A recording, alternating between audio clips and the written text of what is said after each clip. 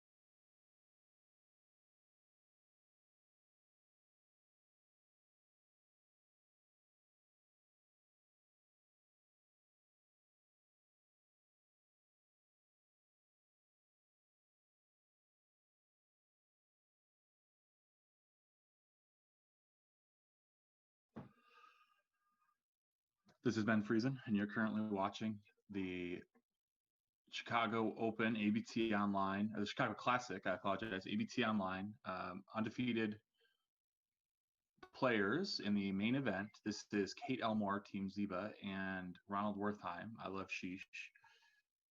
The winner of this match will be the last undefeated player, but as this is a more Swiss event, there are at least 3 more rounds of play. After this, we will have the Super Jackpot semifinals with a live XG feed and also possibly commentary, working on that. And then after that, we will have the finals of the Super Jackpot, Victor Ashkenazi versus the winner of the semifinal, which is Steve Sachs and Alex Toth. And then for our 4th round of streaming today, around, let's see, 4:30 Central, 5:30 Eastern, we will have the final round of the Magnificent Mile More Swiss main event. That match will definitely have both commentary and an XG feed.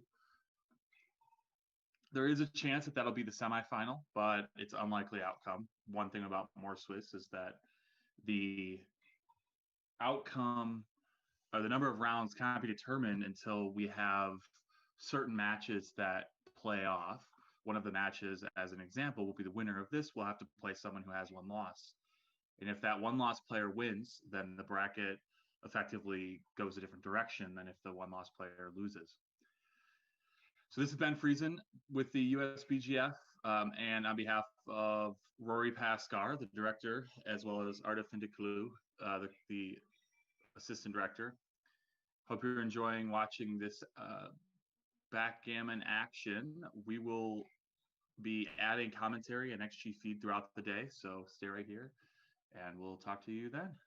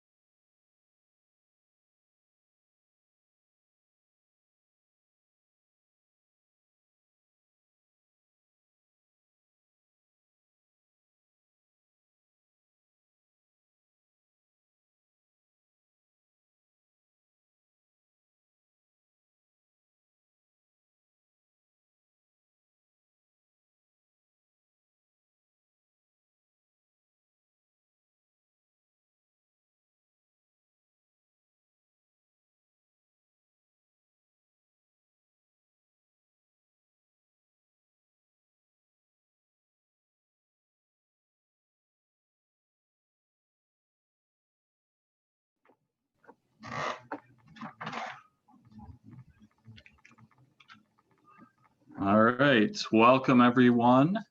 This is Ben Friesen with Dmitry Obakov.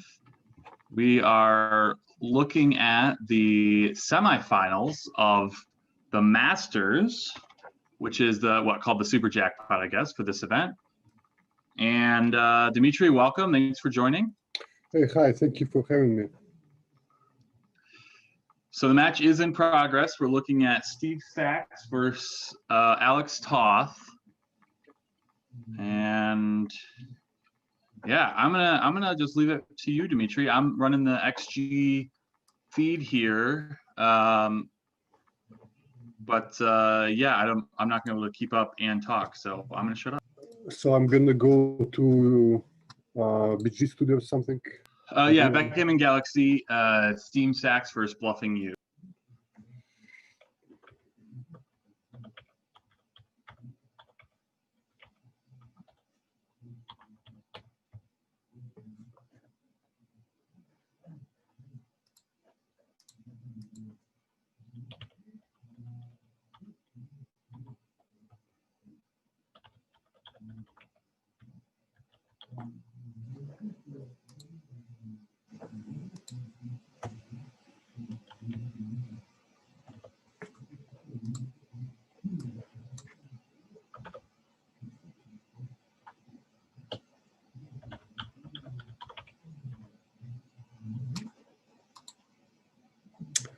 I'm sorry. I forgot my Galaxy password.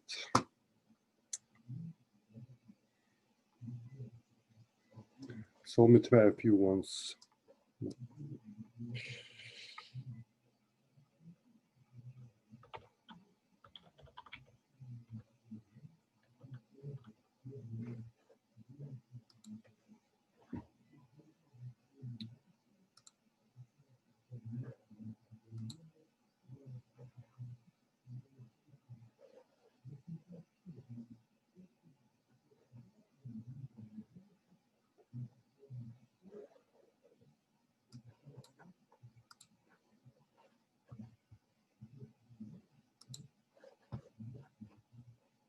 Hey Ben. Yeah. Is there a password reminder thing in Galaxy? A what? Password. I forgot my password. I have. I'm using different computer because the other one is not. There is a way, but I'm not sure. I'm not sure what it is. I see now. Okay.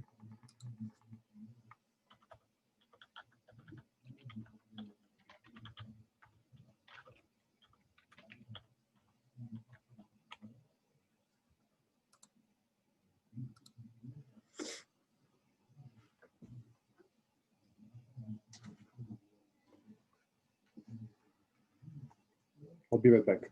Okay. So I had to adjust a few positions here in this first game. Just wanted to get us caught up. So these PRs are not currently accurate. I will edit out the cube error. In fact, I'm just going to jump back. I don't know that anything has been played incorrectly yet. I guess I do know some of the opening sequence, but I'll go ahead and start from the next game. That way we can get a better reflection of their PRs. I requested a password reminder and they didn't send the mail. Yeah, it takes a minute.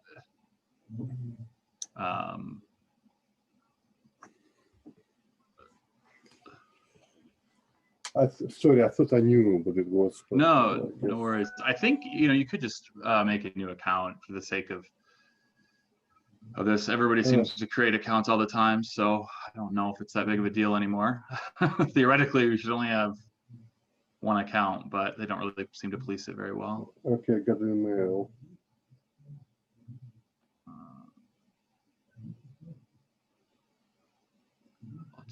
Oh, this is ridiculous. So I got a long code to reset password, maybe 50 characters. Yeah. It's on my cell phone, and this computer is not connected to my email.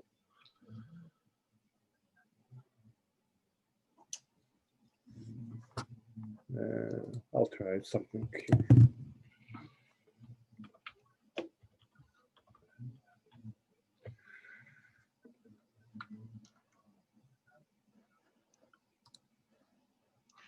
So it looks like Steve is just trying to win a gammon here, hoping not to leave a shot to take lots of checkers off. Alex is definitely going to be disappointed with that 2-1. He wants to get his checkers moving to have any hope of getting off the gammon. Wow. Really unlucky sequence here for Alex. The gammon, I don't know, maybe wasn't all that likely, but now it's certainly becoming very likely. And maybe it was pretty likely anyway, but with all these 2-1s, he's in big trouble. He can think about playing the 1 here and getting double shots on all of the 2s, and then 5, 2-1, I guess all the 2s and all the 1s. He might lose some more backgammons and gammons by staying, but I suspect it's countered well by the wins. 6-1 means it's just going to be a run-of-the-mill gammon. I would say Alex was a bit unlucky there. Never really got good shots, never was able to do anything about getting off the gammon. But that's backgammon. So here we go, game 2. I've got both players playing a 0 currently. That way, anything I miss doesn't hurt them.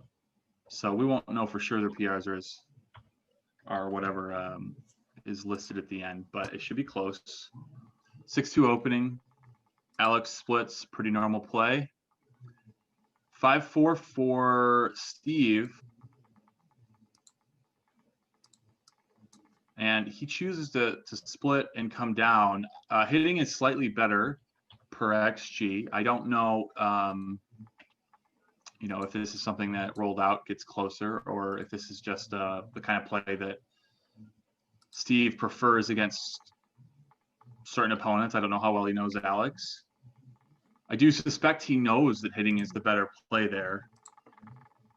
4-2, Alex anchors. 3-2. The anchor was correct. Steve's 3-2 here now. He is supposed to, let's find out. He's supposed to come down and slot. Instead, he comes up and slots. Looks like they're pretty close and probably not a big deal either way. 6-5, Alex attacks. 2-1, Steve's able to hit. 6-4, Alex got a return hit. Pretty standard opening sequence here, just attack and counterattack. The question is what to do with this 6. I believe Alex is looking at hitting twice. I do think that he made the right play by just coming out. Okay, 5-1, Steve has an anchor. I got it working. Okay. All right, so 6-4. I don't think 2 point is best here. I would just make the 9 point. XG agrees, although it's not too bad.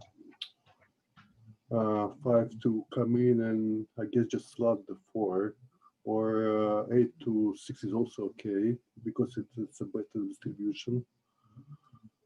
5-5.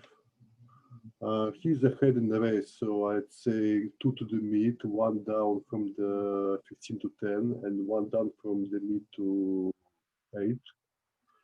Definitely the play. Let's see if he makes it.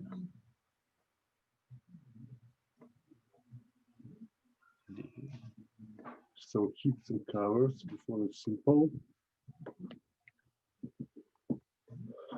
1 in and 8 to 4.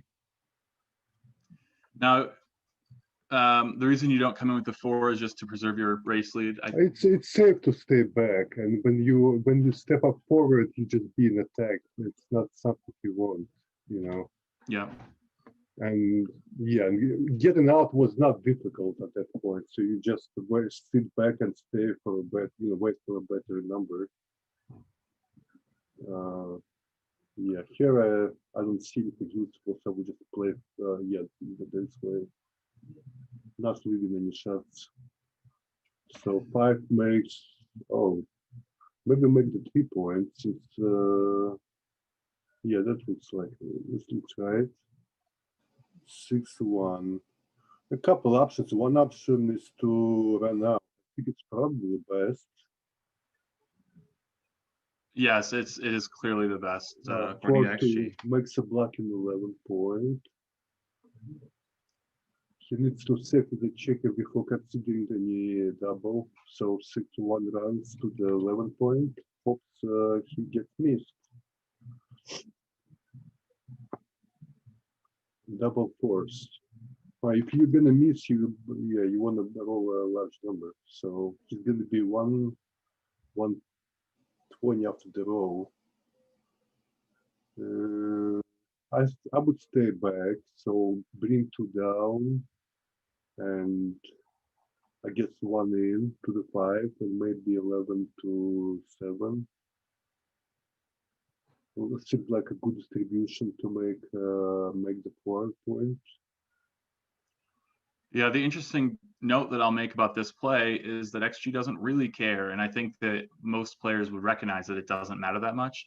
So Steve probably shouldn't spend any time on it. Just make a play that gets good distribution and move on. Yeah, it's not like he's in time trouble or anything.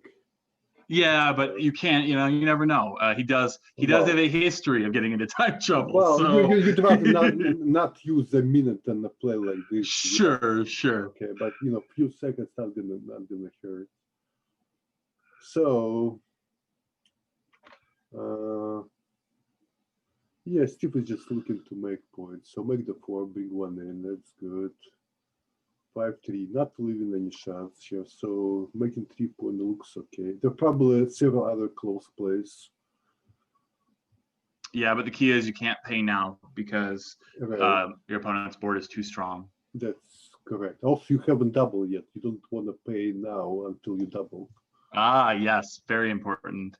So he's up 7 here. It does not double. This might be okay to pay now because blue has 2 bloods here, but I'm not sure. I would just make the safe play. Yep, XG definitely agreed with the safe play there. Now, what is it? 8 pips. That's 8 pips, enough. 82. Yeah, that's not enough. Now, if your opponent's board wasn't quite so strong, would it be enough? If my opponent's board wasn't so strong? Yeah, 8 pips is 10%. So that's a very common rule of thumb people use. Well, I mean, depends what you mean, but how not strong enough. If he has open 5, 4, and 3 points, sure, Okay, yeah, I guess that's what I mean. If you could enter at the back of his board prime instead of the 1 point. Yeah. So this is a take because he can leave a shot still, and it's like almost a take just based on the race equity. So easy take, I'm thinking. Yeah, I got myself into trouble with one of these yesterday in a chouette. Even when I was way down in the race, I think I was like 30 down, because my opponent could just easily leave shots, it was still a take, and I didn't take it. And it's stuff like this, just immediate indirect shots that can win the game because you have a perfect board. Yeah, it's maybe like 6 numbers now, maybe a few numbers again later, It all adds up. And all you need is one big joker to all of a sudden you're ahead in the race, and so it's just a take. Ooh, interesting play.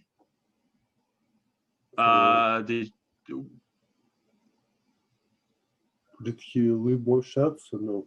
Well, XG hated it, so I'm guessing that it was more shots, but I'm not sure. I'd have to. I didn't even consider what was the right play. Wasn't thinking. Didn't care. So who 6-2 this is? This is white. Yeah, I would say no shots, right? I would just bring 2 in. I'm thinking. Yeah, it's very close. The DMP play is no shots, but slightly behind it at the score, and at DMP is bring both in. As long as you do it the right way, which he did. No shots again. Interesting. Let's find out. Not this time. XG. Not this time. XG likes to leave the shots this time. Maybe because of like 6-6, 5-5, or both. Well, 6-6 are fine, but Double no, six. they're not. They're not though. Interesting. I wonder why that is. Maybe there are too many awkward numbers if you don't do that. I'm not sure. So here, I don't think he needs to risk any take. He's well ahead in the race. So just bring one in and take off. Yeah, it looks like hitting wins you about 0.2% gammons. Or no, sorry, it's 0.9. So it's about 1% more gammons, but it's risky, very risky. You lose 10% more. So right. you're absolutely right. There is immediate 5-3 plus there are immediately some bad numbers for white. Yeah. For Exactly. white, I mean for bluffing you guy. Who? Which Alex Toth? I forgot who it was. Yep, Alex Toth versus Steve Sachs. So this seems like a Masters match, yes? Super jackpot. It is super jackpot semifinal. The winner of this will play Dimitri. Sorry, Dimitri. The winner of this will play Victor. Oh yeah, okay, close. The enough. other excellent. Close enough. Right. I would hope neither of you would take offense to that. You're both amazing backgammon players, and you speak Russian. I don't know. Is that enough? You compared me to that patzer?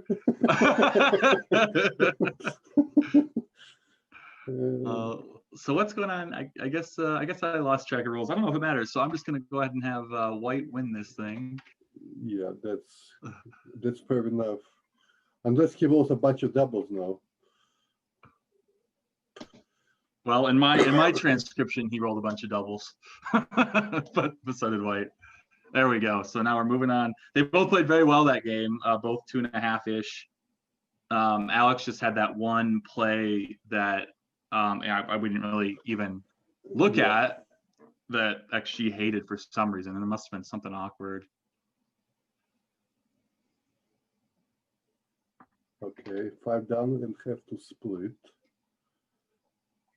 Go challenge that. So make the 8 point and split.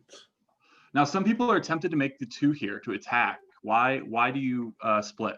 For this 4 prime is such a strong structure that will last you for a long time that you'd rather not go for anything suspicious like that. Yeah, you don't need to blitz. You've got a really strong structure. That makes sense. Yeah, here again, you don't break your 8 point. You just come up to the 20. Wow, nice sequence for Steve. Yeah. Always making the 5 here, right? Yeah, especially when it's on somebody's head. Yeah. Oh yeah. So what? I still would not break the prime. I would play to the 9 point. Yeah, and XG thinks it's clear. We hold the 4 prime. Hope that the prime does the work we need it to do. Okay, this makes a 5 prime. Or no? What about play B? Play B would be hidden twice. Yeah, that could be better. It stops. Yeah, you know what? I think it's probably better because he got that blood there, threatening to make his own 5 prime. Yeah, I can see that. Now be careful. I might try to talk you into blunders here and there, but in this case, XG does like attacking both blots. Yeah,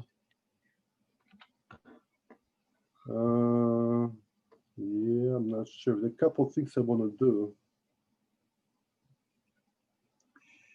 I think I'm not stepping up because it gives him 5s, 4s, and 3s. It's a lot of numbers. I mean, not stepping out.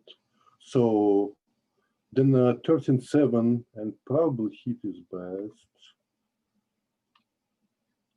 Yeah.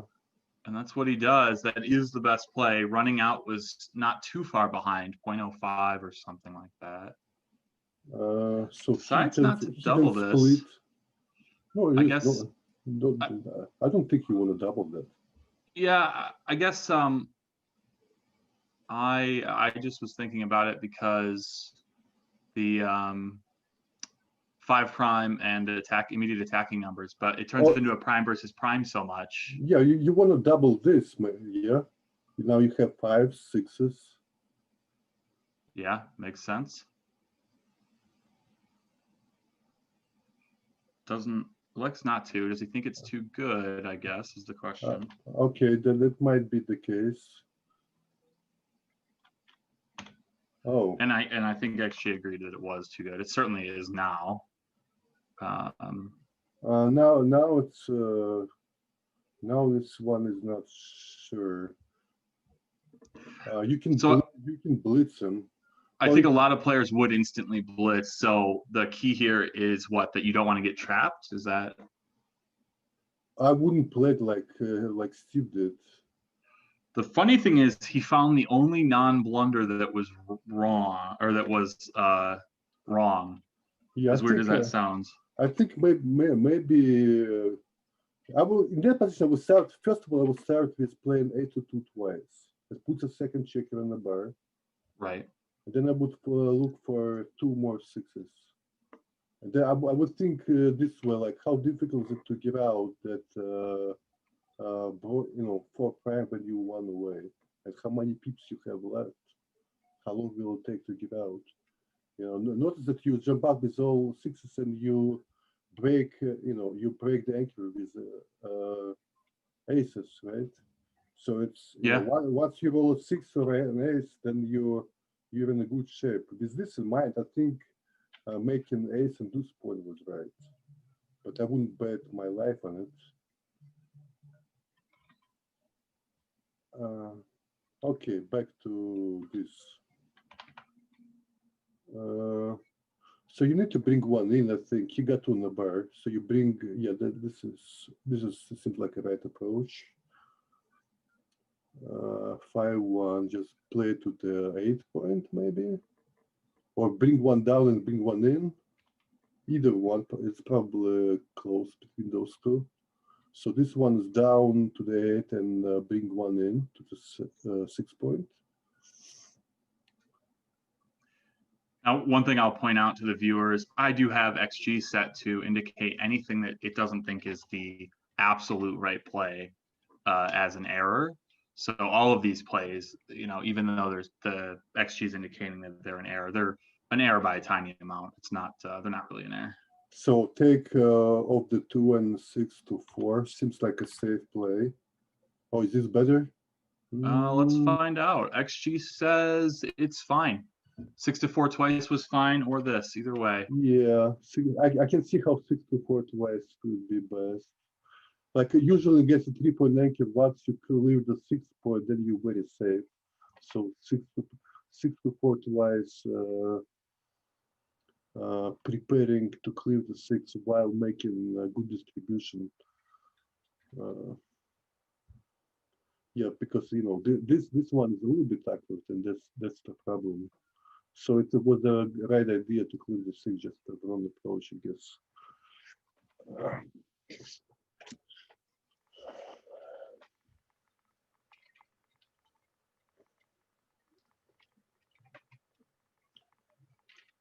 So bring 1 into this. Well, okay, whatever.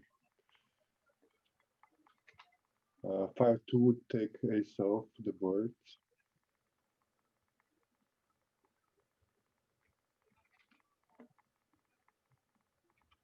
Okay.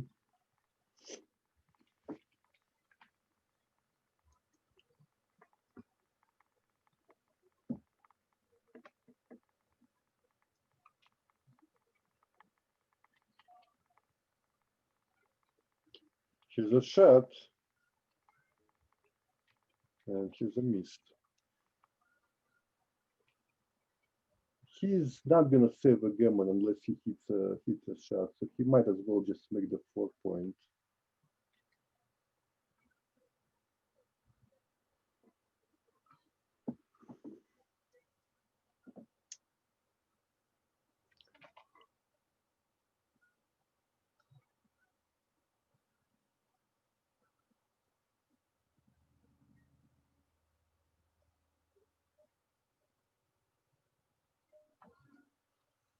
I think he's probably thinking how to save a gammon, right? He can bring 3 checkers in and hope to save a gammon, but realistically, that, it's that, like that, will, never. that will reduce his winning chances as well. Those few winning chances that he has, and this is difficult to save again here. Yeah, I already scored it. You already scored it. Okay. I got behind in the bear off there, so both PRs will be lower than what is listed here current because there's many decisions that were missed in game one and in this game. So right now we've got Steve. That game, in fact, let me just do it this way. We'll go game by game. Looks like that game, Steve had that one blunder where he made the 7-point, kind of threw his PR off. Both players playing very well overall, though. Yeah. So here's one that a lot of people, they're afraid to play safe in situations like this. And I don't know if safe is actually right here. In fact, now I'm looking at it, it's not. But how do you, that's a third roll. I mean, I guess you just memorize stuff like this, Dimitri? I don't memorize everything. I mean, I memorize some plays, but this one is just seems right. What else? You can leave a shot instead. What you deliver. Sure. This way you can try to move up your anchor, just make contact. I don't know what was the option, like trade an 8 for a 7-point. Yeah, make the 7 or just play safe. But playing safe was wrong in that situation. So by playing safe, you mean the 13 to 6? Yeah. I wouldn't call it safe. Sure. I mean, that is the problem, right? With the quote unquote safe plays or stacked plays, is exactly that you end up with. He should have doubled worse. He should have doubled here, definitely. Like he's behind in the match and Steve doesn't want to take it. Probably he has to, but he doesn't want to. It may or not be technically a double, but I think he should have doubled that either way. He's playing a stronger opponent, and he's behind in the match. 6-3. That's interesting play. It's a bit risky. I would just run out, I think. 5-4. I would hit here and hope he misses. Okay, now you can. I don't think it's too good, so I will just double here. First of all, you can not cover. He'll hit back, and you're looking at the purple board.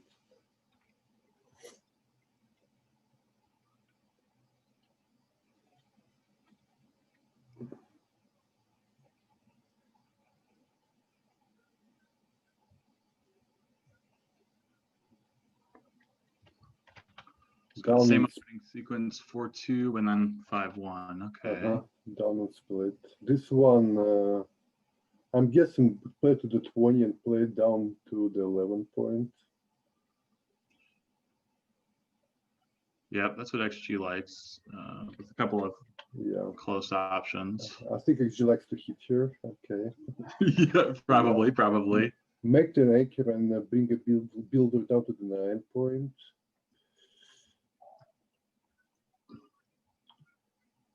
6-1. I would make the 7 here, even though it leaves a blood.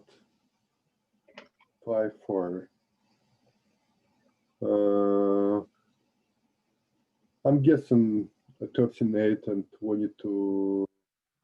Oh, got him. That hits. That hits. Yes, it does. Always awkward looking at the board upside down.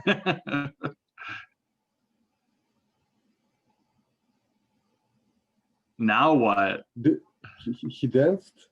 He did. Yeah, it's a good double. He got 10 checkers in the zone. He got stronger board. He's slightly ahead in the race. I still think Steve has a take because it's only a 2-point board, and he got his own 7-point made. Yeah, I certainly think Steve will take this. But White does have 10 checkers in the zone. He's Steve is leading the match, so he may try to play conservatively and preserve his score. Doesn't seem like the idea to me, though. Steve is very careful with his cube actions. He even live, he takes a picture of every single one.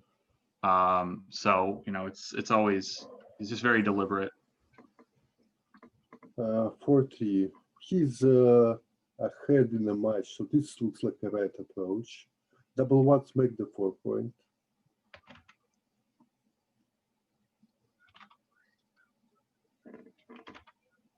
Okay, making 9 here is better than splitting. 4-5. I would play to the bar, I mean to the 20 point and bring one down since I'm down in the race. Well, race is even. Race is even. No, that's not. Doesn't look great. Okay, make the 7. Worked out for him, certainly. What was the bet with 5-4? XG liked running from the back, but this, if you're going to make a different play, that was the one to make. It was very close behind. Okay. 40. I would not slot here. It could be right, but I don't see a lot of good force on the other side of the board, so I'm not gonna slot. I'll just play to the 7. I mean 6 points. Okay, hits and make the 8 point.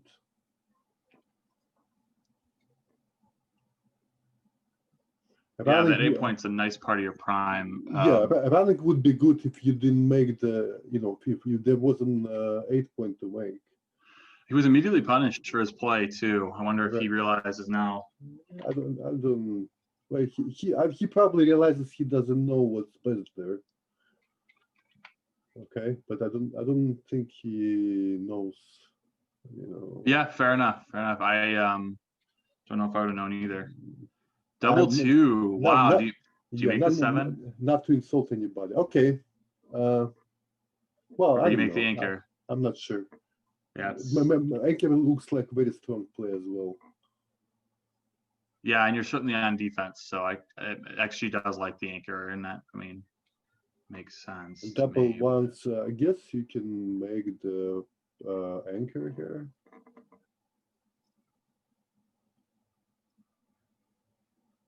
Play B, the DMP play, is this play. I'm increasing the analysis on them now. I don't know which one's gonna come out on top. I would go for the better anchor, but I mean I can see how one, you know, how this play can be better than the other. I don't know. Plus puts that play, puts Steve's play on top. It's really nice. Okay. Steve's play, you mean the play he made this? Sorry, Alex's play. Yeah. Oh, okay. 2-1, just come to the 22 point since there's nothing better. No, I don't think so.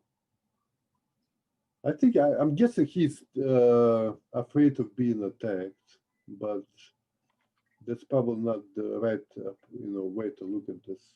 If you come to the 22 point, you know, if he attacks, you'll come back to the, you know, right back. If he doesn't, you know, attack, then you might upgrade your anchor. Steve fans here. Yeah. How what? So is it time to try to run? Maybe it's time to run. Yeah. I know it's risky, but he's in the bar. He doesn't have like a 5 point board. It's only a 3 point board. You're leaving a lot of blots if you try to run. That's the scary part for me. Yeah. So you can, well, is it gonna get easier, you know, anytime soon? Certainly not. Okay, so you know he's in the bar. That's probably time to run. So you step up, and you may continue, or you can play 6-4. My guess is continuing is better, but you gotta look at how many numbers one play leaves and the other one. Yeah, I would play this one. 3-6. I can only see running out. Yeah. Hits and wow, hits for sure. And then I don't know. I would play it to the midpoint. Can I talk you into a non-hitting play? Which is run out. Oh, it might be. It's certainly going to be very close. I'm doing the analysis on it now. I would play. No, I would play. I would safety the other blood.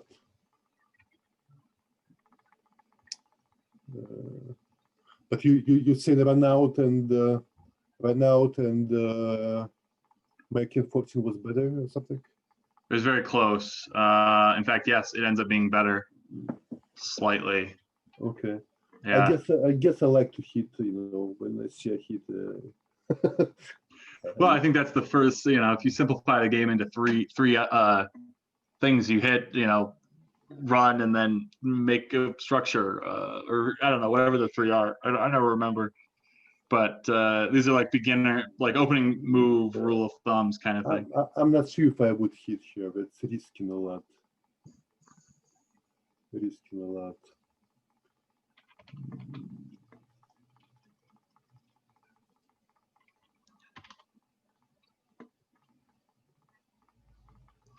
Oh, interesting little shift play there. Yeah, it's a tempo play because of those two bloods.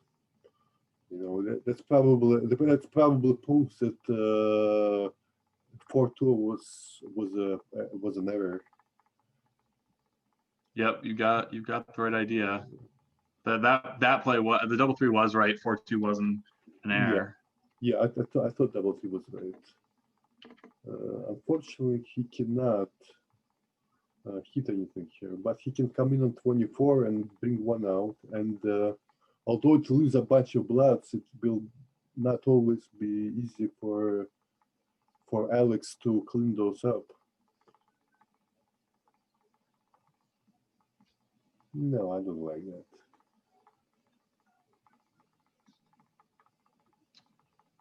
So DMP play is clearly to come out, but at the score, XG says this is fine. Okay. A lot less gammons.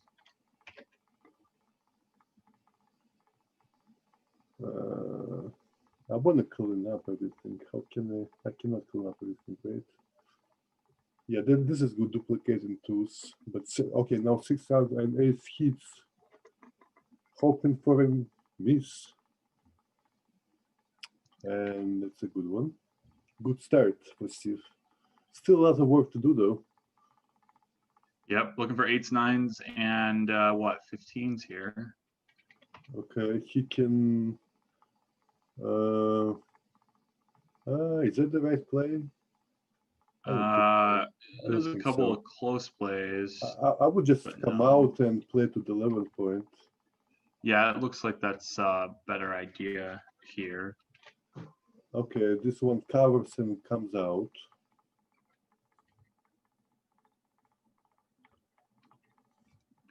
So now what?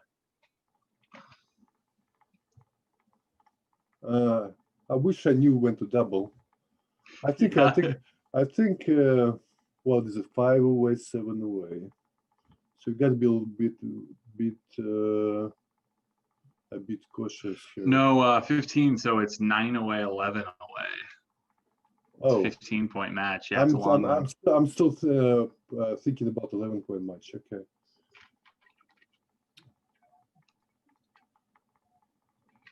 Well, I think you need to hit first and lose your market. XG says it's close. 2-1 comes down. 4-2 does not get away. So now that he's breaking up another point, Yeah, I think this is better. You can double here. Certainly there is also some bluff value. This one hits. And it looks like the cube was just about the same, so not a big deal. 3-4. Okay. Oh, do you hit here or do No, you hold? no, I don't. Okay. Let him break his board. Let your prime do the work. Okay, now you double.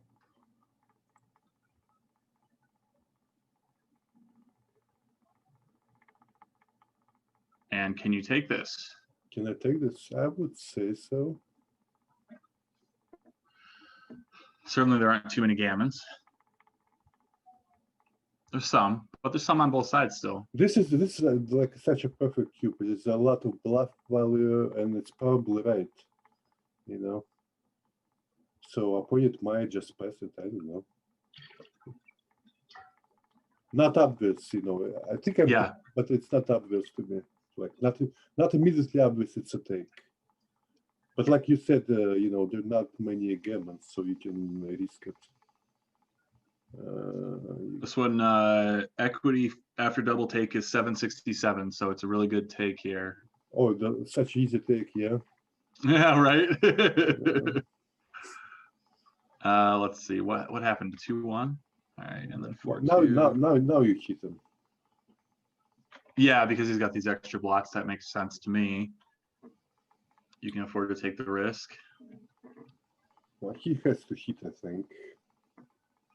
Once you hit, do you try to play like something cute? I don't know, 9-4 and distribute yourself to attack, or do you just play it safer? You know, not take such a big risk. I think Steve's play was right. Yep, it was. Yeah, in fact, 9-4 or 5, whatever it was really bad. It was just way too aggressive. 4-1 here. Great reply by Steve. He didn't come to the 20.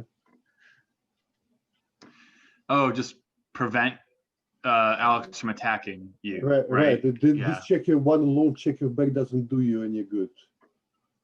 Makes sense. Absolutely. I mean, I would have been tempted to play 7-1 there for Alex, which was really bad. You know, I would have thought clean up the blots was more important than hitting. Yeah, you gotta give yourself a chance to win. Yeah, that makes sense. Wow, and he comes right in again. These guys do not know how to dance on 3-point boards. This is how you win. You mean 4-point board? You mean 4-point board? That too, both of them. So you don't. I don't know if you have to hit here. Actually, maybe you don't. You let them roll and then you pick up everything. So make a 12 and step out with a 5. I didn't even have the heart to try to talk you into hitting there. You were clearly you were correct to make this non-hitting play that you said. So, actually, I guess there was one other possible non-hitting play, but not hitting was clearly correct. Yeah, make the 8-point here. This blocks the him from the 3-point. Oh, and then now he can crack with some numbers like 3-5, 3-6. Yeah. Now you can play 2 from the back, maybe. I'm not sure how to play this, but I would like leave no direct shots. Just wait for him to break the tanker. Yep. Makes sense to me. Where is it going? Yeah, just this played is it fine. around. Okay. Double 3, not bad. What's the priority? It's moving the 18-point forward, right? Not making the ace. This no, I'm guessing it is right to go to 18-point. I mean, move the 18-point, but I could be talking to other players as well. Yeah, it looks like bar 22 4-1 3 times is the DMP play. So I could definitely see people being convinced that you're supposed to make the ace here, prevent more checkers from getting hit. The reason I'm not sure about maybe the 18-point is because it's 18-point is like a breach for his back checker, you know. Yeah. Okay. He does make the other play, which is, like I said, fine. And right at DMP. Yeah, I'd start moving my back checkers here. Don't really see the difference between. I don't know about that. Could be right, I guess, but I don't know about that.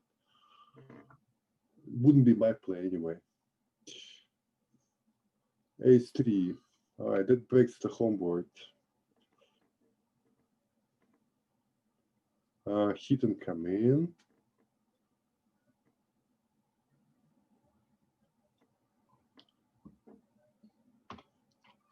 Let's make the ace point with a 5 and move 3 from the back.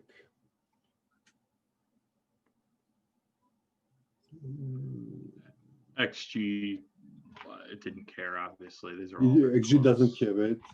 Right. If XG doesn't care, why should I? Right, right.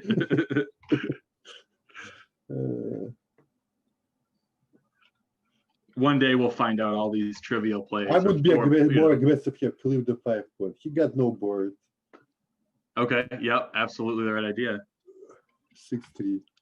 I would be aggressive, but not leave a shot. There you go. Right, yeah. There's aggressive and suicidal. They're not the same thing. Come in and split the 18 points. Seems better than making crossover. But it's probably close, very close either way.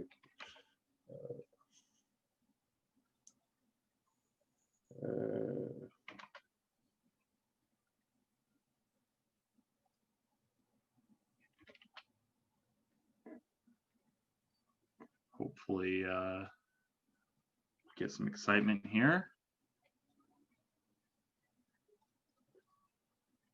There is a clear winner here. This is it. Yep, great play. Good distribution to crossovers. Yeah, how can you go wrong with that? So bring one to the 6. Oh, this doesn't make double 3s work. So this probably could be wrong. It was wrong. Yeah, it didn't end up mattering this rollout, but you were right that you wanted to make double 3 work in case your opponent rolls a double. All right, good game from both of them. They both played around a 4. Total PRs are still off, so I've got it set. I do have it set to the match, but they're both playing well. 4-3. Do you hit twice here, or do you make some other normal-looking play? I would hit twice here. Okay. He makes this normal-ish opening play, but hitting twice was very. Yeah, I would just look at the score and figure, you know what? If I'm wrong, I'm not wrong by much.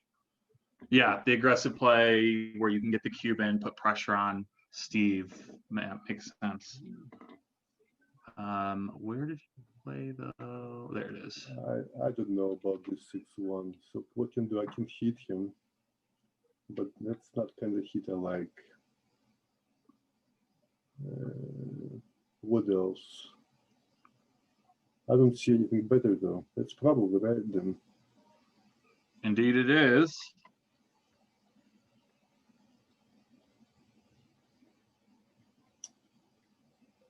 So, oh, that's beautiful. Make a 2 point, make the anchor.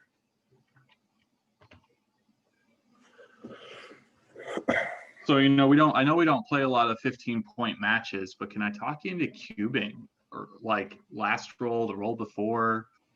It can't be that bad, right? I'm looking at XG, of course. Yeah, well, if you had like advantage, maybe like, you know, maybe like he's 60% to win and has some, you know, gamuts, maybe like high teens. I think he can cube him. I wasn't thinking, so I don't think you can. I don't think you can rewind here. But let me think about this. He had the A6 that he hit them. Did he have a cube before that? I don't think he did.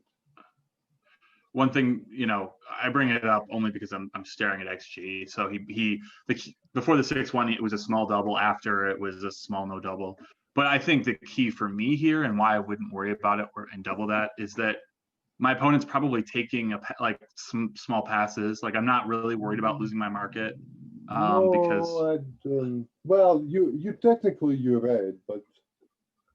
I don't know. It's just so small, right? We don't want to miss a 0.08 or anything right now, but this early, like it's still 5 away, 11 away. He's playing a better opponent. So, true. You know. Very valid point. And on the other hand, there are some arguments against the double also. He can get into position like which would be double take was 0.8 in equity, okay, and double then, and Steve might drop, Yeah. Yeah, it is interesting. People are always willing to make the argument that if there was no double, they make the argument that their opponent could have passed, and if it was a pass and they didn't double, like you always make the argument one way or the other, and it's a factor I think in backgammon that we haven't quantified very well yet. That is correct, and people just naturally. I'm not saying they do it on purpose, but naturally they want to see some justification of the decision they made. Yeah, absolutely. And let's say it's a double by 0.002. No, by 0.02. Say, oh, okay, it's a double. I didn't double, but I mean, such an easy take. I want to give them a difficult decision. Right. They don't. They right on this part, yeah, but they ignoring the other part, the opposite side. Well, and the key to what Stick often would say to me, if I said something like that, he'd say, "But did you know that?" Because if you didn't know it at the time, then it's not very valuable. Like you should be making theoretically these decisions knowing, okay, you know what, this is probably a small double, but it's an easy take, so I'm going to go ahead and not double. Yeah, that's correct. So you should know what the correct decision is, right? In terms of equity. Right. And or usually, have an idea. Right. And usually we don't. But once in a while you can say, oh, you know what, it looks like, I'm not sure if it's a double or not. So I'm just gonna assume it's very close. And I'm gonna make a decision on based on some other factors, like I play the better opponent, I'm playing a weaker opponent, the take is too easy, the cube is too scaring, there are too many gammons, stuff like that. Exactly. So that would be valid, I guess. That game was pretty rough for both players, and I think it had everything to do with the lopsided score in the cube. But we'll see what Grid or what Galaxy says at the end of this match. I missed the whole game. Yeah, I mean, there were a lot of decisions that I didn't think were actually a big deal, and XG kept dinging them. So it'll be worth looking at after this. But they were tough for sure.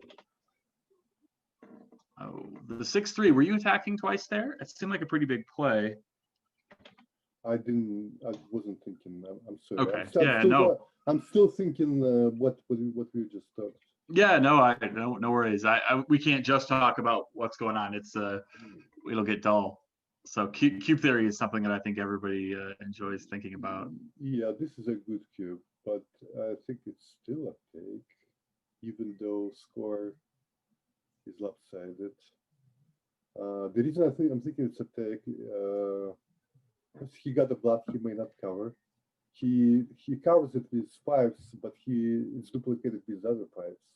Okay, and Steve has a 4-point board, 4-point made, yeah, which is a big defensive argument. Just like this, just come in, and it's a totally new game. I would make the ace point here. Yeah. So 3 and 1. You kind of want to slot the 5, but I don't think it's right.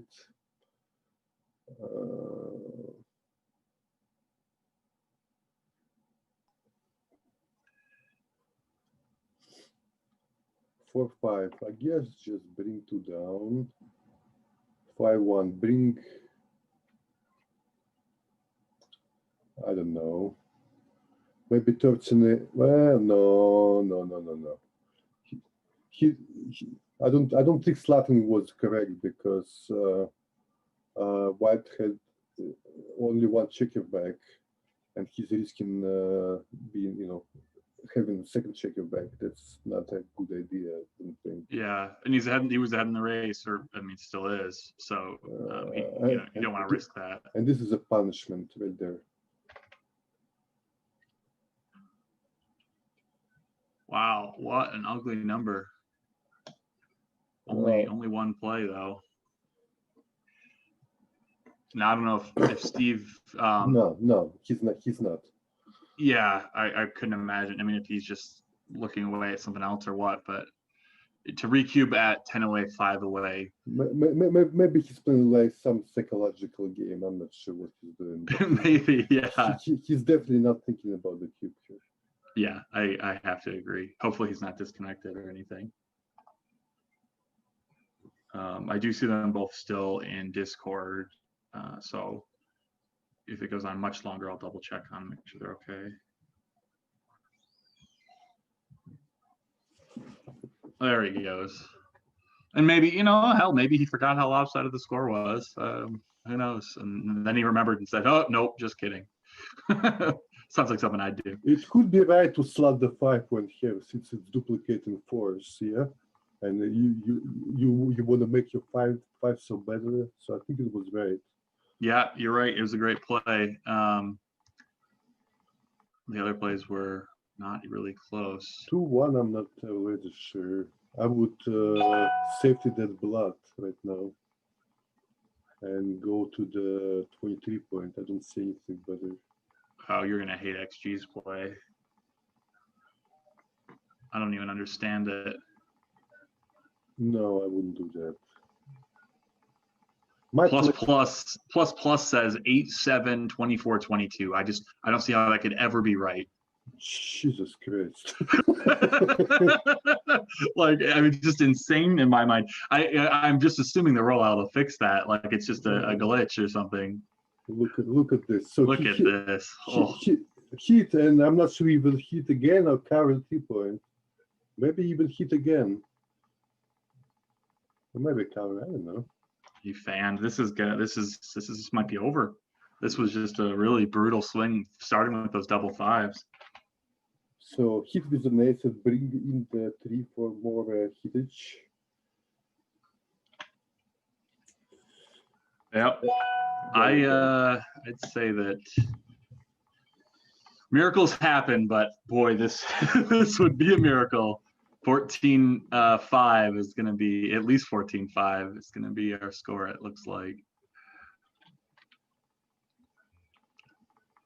So the rest of the game could be described as make sure your large doubles play well. Okay. Yeah, done. Got it. Yeah, that's my analysis.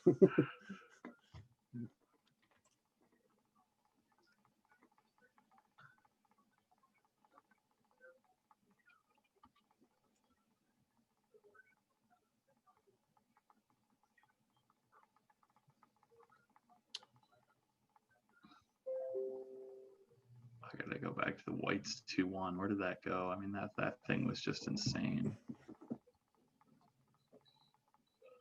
Roll this out here. He can win a backgammon here, Yeah, for sure. For sure.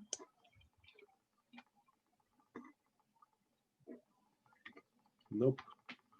Not anymore.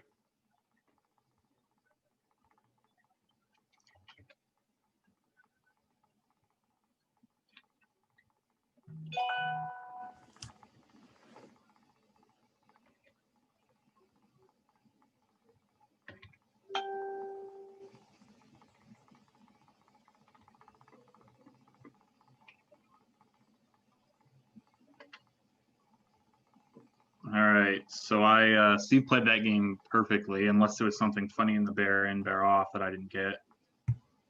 Yeah, I wasn't paying attention. I can't imagine Steve would make a mistake in that position. So. Yeah, I definitely agree with that. So it's 10 away Crawford. So the gammon does mean something here, but not much. Basically, Alex just needs to win and hope for a miracle.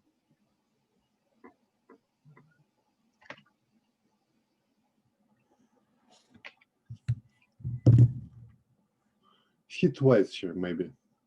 You have an extra check when you're at point, so this is good. Okay, 6 down and make an anchor.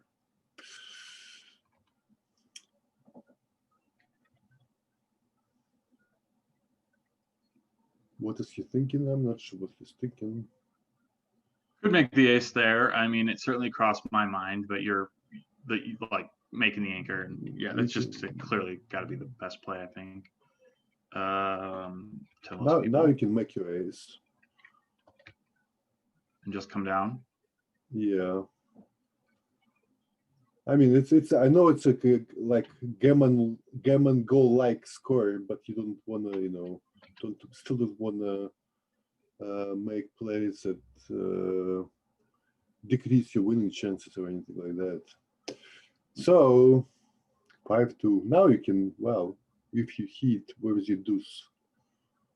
Is that a deuce? I don't think so. I would. Wasn't bad. It wasn't good, but it wasn't bad. 3-1. Do you make the 5 here? As opposed to what? Right. I mean, do you have to come down and leave shots anyway, or right? I guess 7 or 6-2 was an option. Certainly, I didn't consider it. The bot says it's an option, though. I would just make the 5 point and wouldn't think about it. So now we can step up a little bit and bring one in.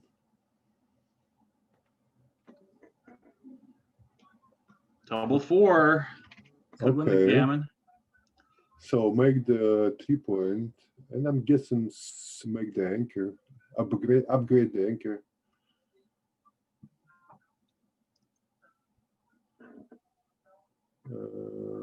What's the plan B? Bring 2 down? I don't think so.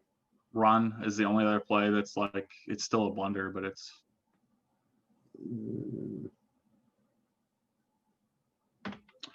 4-3 makes the 2 point. Sure. Win some more gammons. If you can get past this roll, this will be the key roll, I think. 4-6 and 4-1. Yeah, just break the 18 point here. Even duplicate 6s, but it would be right regardless. Okay, that's a blot. It doesn't have to be. You can bury checkers. Oh, you can. Look at that. Actually, yeah, you definitely don't want to get hit here, right? So you don't want to get hit, correct?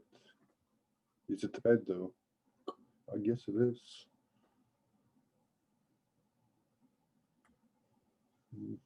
Winning the gammon, I mean, it's actually a fairly normal gammon value because you're so far away from winning the match. Yeah.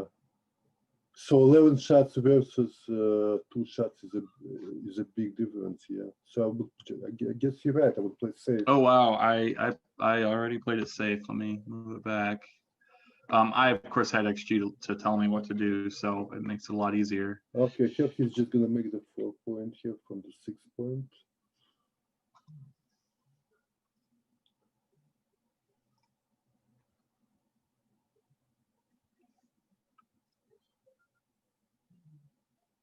Okay. No, I don't think so.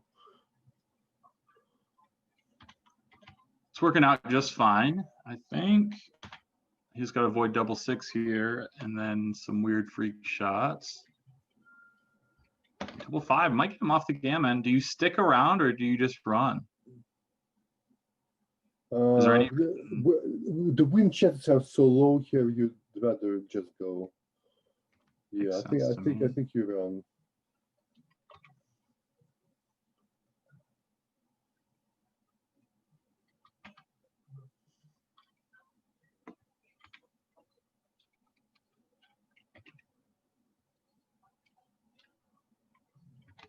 Oh. Seems like neither player wants to win this race, or well, get off the gammon or not anyway. Well, it's a race. It's a gammon race. Yeah. Yeah. 2 crossovers. Give yourself a chance. Yes, sir. 2 crossovers. Oh, geez. XG didn't like it. That is so funny. I never could have told you why. It was very close. It doesn't particularly matter, but apparently it was not really you didn't need the 2 roll sequence. You needed a 3 roll sequence, I guess. But it should be over here. I don't see any. Oh, 2-1, I guess. Would have missed. All right. So there are no games to be played, I guess, with the cube. Is that right? It's 9 away. No, there are. He can wait. He doesn't have to double right away if he doesn't want to. Yeah, I always wait. Sometimes I make mistakes, but my opponents make mistakes more often, and they're larger mistakes. Yeah, I think the other thing, if you're the kind of person that cares about PR, is your PR is always going to go down. I mean, for the average player, it's just going to go down. Yeah. Yeah, that's true. So yeah, so if you play in the PR tournament, don't double this. Right. What did I miss? 2. Oh, I see. 5-4, I guess. Hopefully that's what it was. Hopefully I'm 2-1.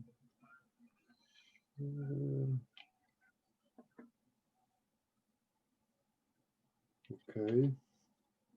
We're both playing quite quickly, but I guess there haven't really been much just to think. Hasn't been much to think about. Yeah, it's just a boring game. Waiting for doubles, waiting for for opponent to make an error. Here, some shuffle with front check could be right. I'm not sure, like a 6-1 maybe, just to keep your 8 point.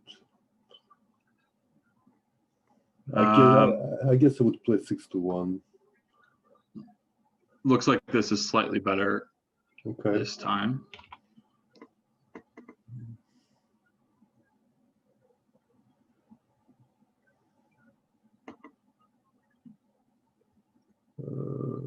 Well, now you can make the 2 point. Because of the blots? Yeah. And also because 5-point board is much stronger than the 4-point board. Now, some people might say this is a pay now, pay later. I don't really see it as a decision. Would you classify this as a pay now, pay later? You mean previous roll for Alex?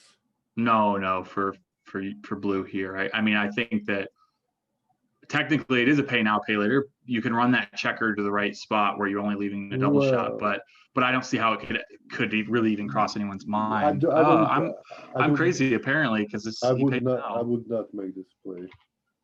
It worked out very well. So the reason I didn't think you could ever pay now is that your opponent's board isn't really going to get any better, but their structure, their blocking structure, and their way to hit you is going to get worse. And so if you wait a roll, your board gets better, and you're less likely to get hit. But Steve didn't see it that way. Fair enough. Well, he left 24 shots there, and now he's leaving 16 shots, right? I mean, yeah, but you know what? When you know you're just going to get missed, you know you're going to get missed. That's just how this game works. If you know that something's going to happen, I'm not going to play you. I mean, we all know the dice are rigged on this site, right? So yeah, I love it. Sometimes it feels like it too. Certainly, everybody says it. We've done many studies. We're pretty damn confident that the dice are fair and random. But who knows? Who knows? It's so hard to believe that some of these sequences are legit. Yeah. So do you run here? I don't really think. I think I'd rather just try to race, but maybe not. No, you just stay back at this point. Okay. Yeah, you're absolutely right. 5-3 doesn't take a checker off, I guess, does it? Can you? Yeah, he can still block next roll, so you stay for one more roll or two if you can. Well, now you only have a 4-point board to do, so you might consider running. Yeah, that's probably okay to run now all the way. XG wanted to run last time, so hopefully he does run this time. The race is not so far off. It's bad, but well, let's see what after the 3-1 he is 8.5%. So it's been done before. It'll be done again. But will it be done this time? Probably not. That's going to be that double one is going to take us to 95% or so. The double two should be about 100. 98.2.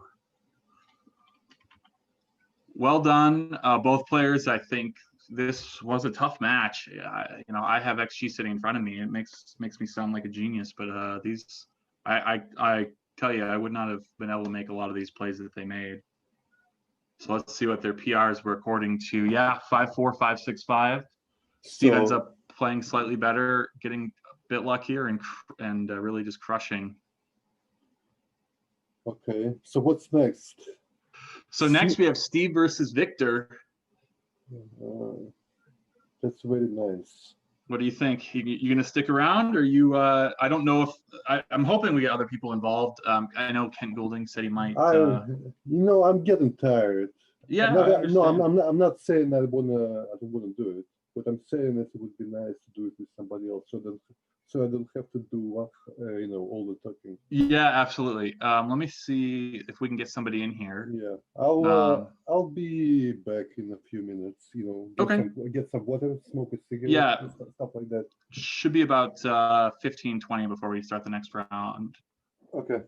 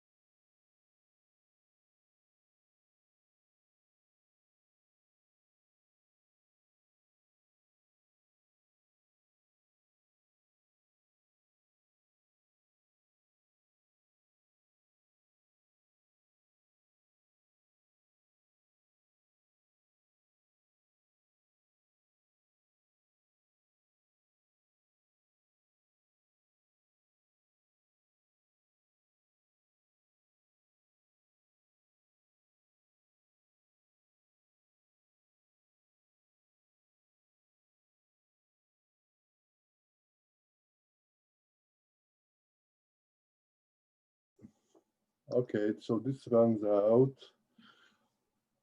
He's not gonna see a cube this row. Well, these guys, it's easy to see how they got here, huh? So make a 3-point, yeah, and I'm guessing bring 2 down. Not make the 5 and the 3. I'm not sure about this gap on the, you know, on the 8 and 9 point. You're right, I guess. I would be doing that in a heartbeat, though. Just have the 5 point. Yeah, it could be right. I'm not sure. If Victor plays it, it's probably right. He's up enough. If he gets a builder in range or something, he could, and there's no anchor, he could maybe be sending over the cube pretty soon. Well, I think he can send the cube here because there is no guarantee White will escape the checker. He did it immediately, 26 pips, and Steve took it. He decided what he's gonna do about the cube after he rolled double 3s. And then Sure. Okay. Yeah. Well, these guys know what they're doing. Steve Yeah. didn't take any time to take it either. So now what? Well, I can only see 10 to 4. Yeah, it's about it, isn't it? Yeah, I mean, I'm not gonna leave a double shot, and I'm not gonna break the home board. Right. Although if you leave a double shot and he hits one, then you got a million return shots unless he hits and covers. Okay, so he should escape the back checker. And then just go to work and wait. Yeah, that looks good. Could be right to volunteer a shot here because it's already getting ridiculous. Yeah, otherwise you got to break the 6 point, right? So right, so I like 13-8 and bring 1 to the 4 point. It's risky, but if he misses and he rolls a 5, he's super happy he made this play. I would have been tempted to start the 2 point, but either play is going to be very close, I'm sure. This is a good roll. He makes the 8 point. That's exactly what I was talking about. Yeah. Oh, okay.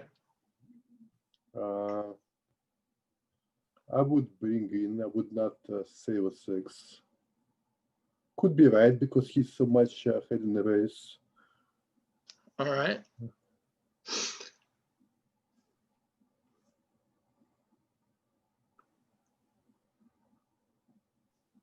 So now what? Bring 2 in, 5 from the back, and 3 from the 8 point. Ooh, I wouldn't have broke that. Yeah, that's a play I didn't see. That's it, joker for Victor. This game's pretty much over.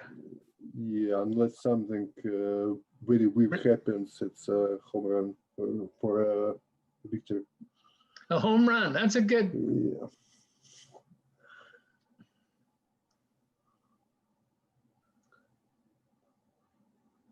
Steve, down through the years, has always been a guy that wins some amazing games sometimes. I know because I used to play with him in LA. He wins these races where he's got 2 guys on the bar and rolls double 6s 3 times.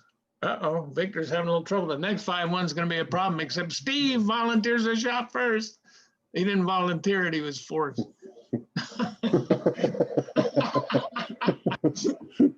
What was the line on Steve leaving a shot before Victor? Yeah, that was pretty low.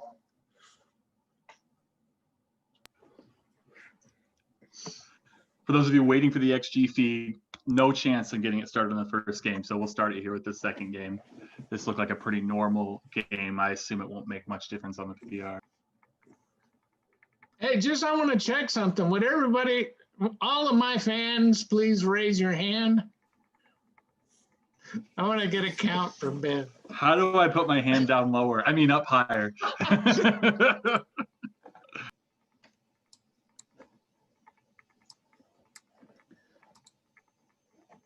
Anyway, I think we ought to take a minute and say thanks to Rory and Arda, especially Rory. He's been working his butt off for the last 6 months, it seems like, and all this stuff is kind of coming together. He did a good job here. I think he's gonna. Oh, somebody put a heart next to my name. Does it show on does it show on the stream or no?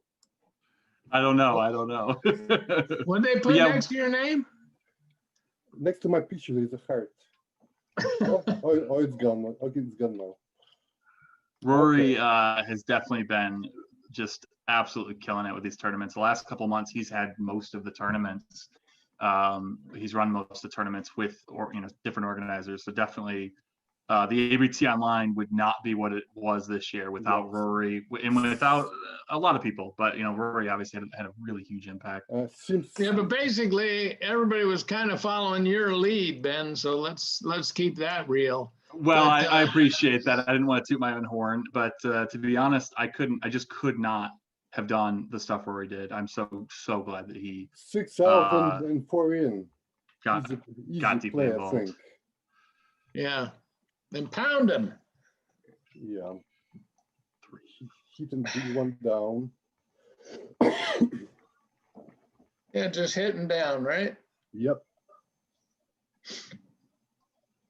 Intermediate sort of sees that opportunity to pick up they couldn't even pick up the block, but all right. So now. Well, this 5, I don't know. I want to stay in a 20, but there is no convenient way to do that. So I guess I just run. Yeah, I think so. What, go to the 5 point? Yeah. Yep, but Steve saw it. He was hesitating, probably for the same reason I did. Like, he wants to upgrade the tanker, but he can't do it safely. I want to give a shout out and say something that's interesting, show you how streaky of a game backgammon is. Kate Elmore was the only undefeated player at 7-0 at some point in this match. And she was in the intermediate tournament that she won last time, the last ABT event. So she's probably going to be in the top 3 of the ABT points. She could easily win this without even losing a match. And she's playing really well, too. She is. We streamed one of her matches, I guess, against Ronald Wertheim. She played like a 3-5. And just 2 tournaments ago, I'm like telling Rory, Kate has to move up. It's time to move up. She's really good. And so now that she's just killing it. She's just crushing everybody. And I love it. I love seeing that. Yeah. And I've been a friend of Kate's for kind of a long time. So. You guys played Tournament of the Stars together, I think? Or you played doubles somewhere. Yeah, doubles. We'll play doubles once in a while. And we're looking to start a doubles program next year. So I hope to announce that and get that out on social media quite a bit in the next 2 weeks. Yeah, so I say program, I just mean kind of a series where we'll have a doubles competition bi-weekly every other Sunday and mostly focused on clubs. It seems like it'd be really hard to do that online though, when you got with the Zoom meeting on. For sure. It's either going to be Zoom or Discord. Zoom actually just added new features that make it really appealing, but probably it'll be Discord and Heroes. And Heroes, of course, so we can pause the clock, because in a doubles match, it can be even more critical with how long they can go. Victor looks like he's kind of threatening to gammon Steve. I don't think it was right to volunteer a shot there. Because like you're so dead anyway. So you might as well just try to save the gammons there. Victor should just go ahead and hit him loose here, right? Sure. Yeah, give him a good 2-6 from the bar. The risk is very low. Oh, he made a 6 prime. I didn't see that. I was thinking about pounding. I would hit there so quickly.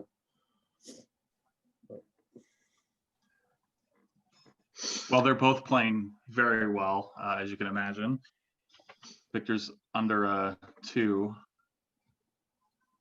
Does he ever go over 2? He tries not to, I'm sure. All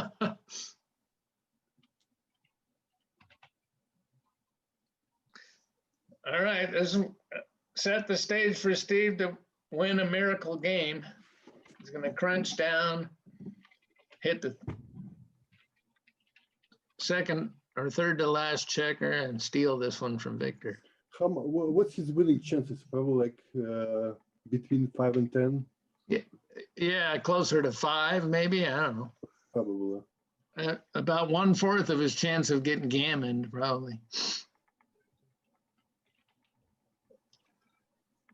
Basically. He's got a few more gammons than that, but. Right. Uh-oh. Getting a little awkward. How do those fours play? Nothing exciting. Nothing exciting there. We got to create some excitement. Nobody wants to see a boring old broken board holding game. Give Victor a 4 on his next shake. It'll be a little more exciting. Nope. All right. Is it yeah. Take 2 off. I like this approach. See, he did that so he wouldn't leave 2 blots, right? What's that? He did that so he wouldn't be stripped and leave 2 No, blots. I think he looked at Steve's board and thought, even he hits, even if he hits, Victor will still win. And taking next checker off was important because he was even. And it would have helped him with win a gammon, except that Steve rolled double 6s in the interim. So. Yeah. All right, I'm going to root for Steve this game. I don't want this to be a total blowout. Look at that. Victor, fans on a 1-point board. How many times did I do that this weekend? How about you? I did once. Only once. Only once. I think I did it 3 times in one game. That's hard to do because I usually make another point first. Oh, that was a cool play with the double 4s. Steve did. Oh, this is going to be. What's it going to be? It's easy double, and the question is a take and. No, I'm not taking this. Yeah, especially kind of you protect your lead a little bit. And how many you got in the zone? 10 in the zone. Right. Yeah. Victor usually waits his time, bank time runs out, then he passes. That's how he does it. So if you thought he was thinking, then he fooled you. No, okay. So he wanted to wait till the 10 seconds, got down to 1 or 2, and then make the decision. Yeah, here you come in and you slot. Okay, yeah. These guys are playing so good that the people watching should be just having fun listening to me, but you shouldn't do any of the stuff that I say, because if I differ from whatever they played, they're right and I was wrong. I think looking at the XG analysis, your analysis is pretty good. I could just shut up. I mean, I can tell jokes. Did you hear the one about the 2 Pollocks? No. All right. Oh no, we gotta have a PG stream here. PG only. Well, wait a minute. I'm Polish. I get Polish jokes. These guys are just cruising. They're just like, oh, this is the right play. Oh, that's the right play. Like they don't even take any time. They just make the right play and move on. Yeah, they do. And Steve, there was a time when we used to be close, but he has gone way beyond, and he's got a hell of a routine live. He has his camera sitting there, and he takes a picture of every checker playing cube decision that he's not 100% sure about, and he does it so efficiently that he's got more time on his clock than you do, and he studies all that stuff, and he's really, really gotten to be. Was that great player. Didn't look great to me. They were very close. It was basically optional. Okay. So even when Steve was wrong, he's not wrong by much, huh? Right, exactly. Oh, gets the hit finally. Hit and out. Oh, come in and hit. This looks like how I was playing this week. I was always down 42 pips with 4 men back to none. So 22-11. This could be hit on a 2 points since he got 6 points, 6 checkers and the 6 point. But Victor, I would have come. I would have did what Victor did, but yeah, I guess I might be wrong then. Okay. Oh, come to 23 and switch to the switch points. Yeah, okay. Yeah, that's good. Otherwise, you just got a carte blanche to attack. Yeah. Now what? Just come out, maybe? I come in on the ace, and then I start thinking. 21 to funny. 21-15. Yeah, I like this approach.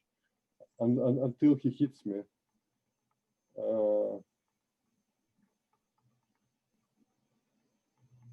Okay. So what do we have here? I got a progress report in the tournament. Kate is now 8-0. Steve is down a lot. Too many pips down to double this. Need to hit first. Yeah, I think for me this is just too easy of a take. But maybe not. I'm not used to seeing such a stacked position for my opponent. It's just when I know I have 3.5 checkers back, 3 checkers back, like it's just always supposed to be a take. Now double now. This is a good double right here. You're threatening to make your 5-point prime. Yeah, absolutely. You got to threaten the guy here. But you 20 pips down. So I think it's probably still a take, maybe. I don't know. If it is, Victor will take it. Yeah. Yeah, so we're looking at a 0.31 double as of right now. Oh, it's a small double, yeah. Yeah, but this one is the kind of double that even when you know it's a double or probably a take, I think you just have to send it because people pass it. These are tough to know for sure. Every good rule of thumb, it was a big take. Every rule of thumb starts breaking down when positions look that awkward. So we just saw the first mistake either one of these guys has made when Victor passed the take. Well, they probably made more mistakes somewhere. Yeah, but that was the first meaningful one. That one had a big impact on the PR. How much? What was that? A 0.1 or was it a blunder? Yeah, it was a blunder. Yeah, it was a 0.262. Oh, so ouch. pretty sizable. Who knows though whether Victor thought it was a take or a pass. If he thought it was a small take and he was adjusting, I mean, it'd be interesting to know. But obviously, what we do know is XG wanted him to take that thing pretty bad. Huh? And I got XG slapped Victor. Yeah, slapped him hard. All right, so. Was this the right play with double force? I did not get it, unfortunately. I think a lot of people would have picked the blot up, but they wouldn't have, Right. If the guy leaves his anchor to hit you, then you got just a myriad of stuff going on. If he doesn't, I see the argument both ways, so I'm guessing maybe it's best or close to best. I don't know. Okay, did I tell you guys Kate sent me a message and she won her 8th match in a row and she played a 4.1. Pretty good. She played 4.1 on average? Yeah. In 8 matches? Well, she played 4.1 in that one. Earlier, she played a 3.5, and then the one in between, she played a 7 something. But oh, okay. So it's not an average of 8 matches. Gotcha. Kate, what's your last name? Elmore. Elmore. Never heard this name, but I have to be watching. Yeah. All right, that was a routine double pass.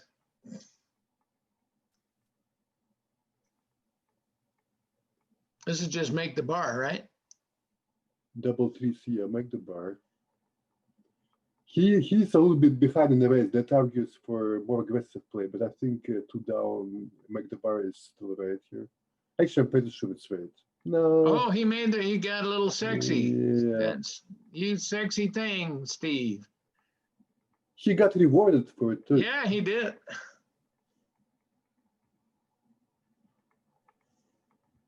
And he got rewarded again. Now I should send it, right? No, I don't think so. Oh, I would. If I watched Victor pass the last one, I would have maybe sent this one.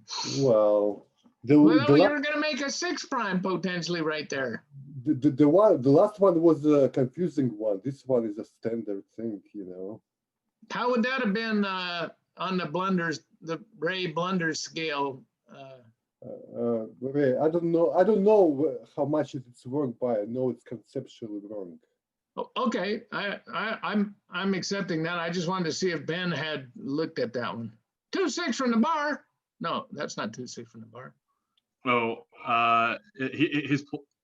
the double would have been wrong if that's what you're asking. It was 0.046, so it would have been fine, really. If you ever get a pass. It was close, but I mean, he had passed a big take before, so you know you got to gather some information when you're playing people, and if you see somebody pass a take or show a little bit of fear, this can be very useful against players of a lesser caliber than these guys. You want to keep testing them, you know, until they draw a line in the sand and stop you from doubling, pushing them around with the cube. Plus, I wouldn't have, you know, if somebody takes that, I don't feel too bad. Mm-hmm. And eventually, Steve crushed him and got the point anyway, right? So, anyway. Okay. Just a philosophical deal, psychological ploys that you can use. And, that can help you sometimes. Here I like the slot actually. Come in on a 3 and slot the 5 point. Yeah, I kind of like that play too. I guess. Okay, so hit and make the anchor.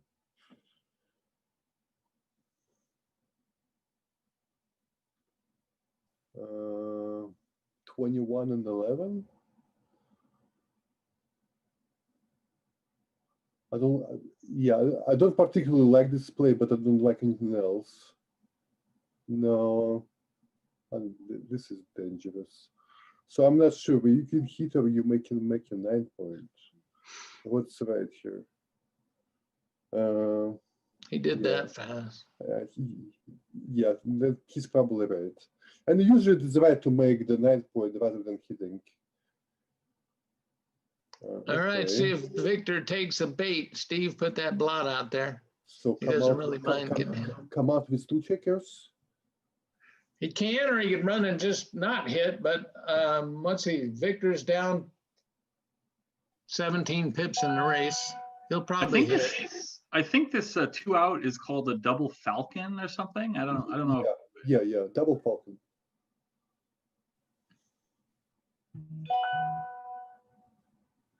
Okay.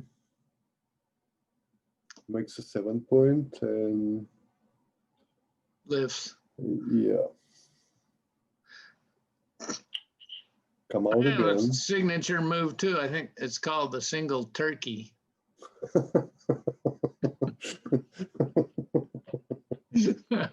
Or the double pigeon. Okay, makes a blocking point. All right, Steve, block him in there. Forget about it, he got to the finals by hitting shots. Steve's taking the worst of it on the dice. He's lucky to be close as 5-3 right now. Oh, pointed on everything, man. Well, I don't know. I guess so. Just put him where you want him. Finally, Steve hits something and covers. That's almost a perfecta. Yeah.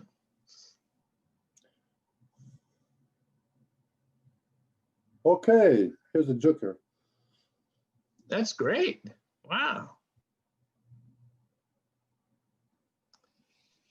And the race is dead even, so,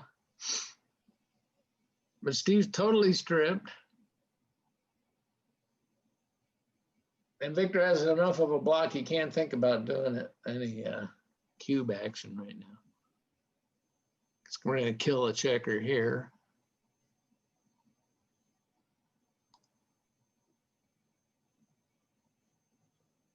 break from the 7 point. Okay. All right.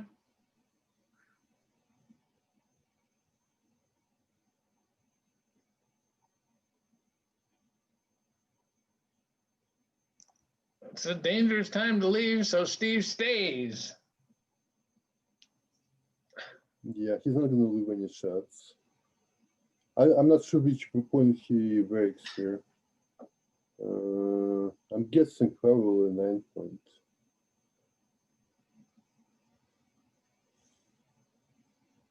No, Yeah, because double threes would then be a horrible shot for Steve, right? I wasn't thinking that. Like normal, I would break the front point, but here it puts a spare to a bad place. I mean, slotting the deuce is good, but spare and you know, 2 spares and 3 point is not very pretty. Right. So, the reason I would have maybe gone the other way is because of the double threes. It's a root number, and it really messes the guy up if he rolls that particular number.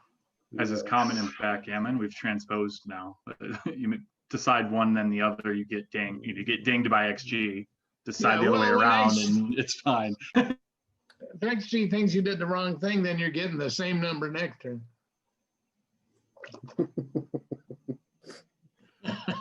Nice number here, 6-2.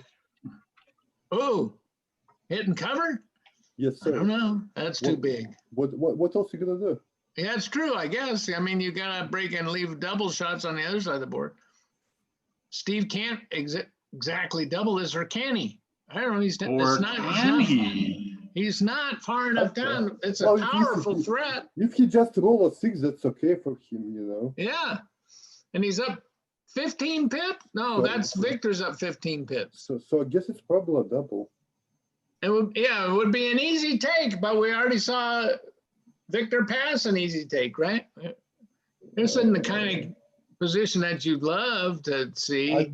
You know, Victor might have passed for a different reason.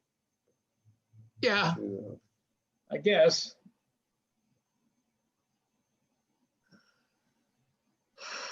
All right, Steve. He chose the vanilla plan.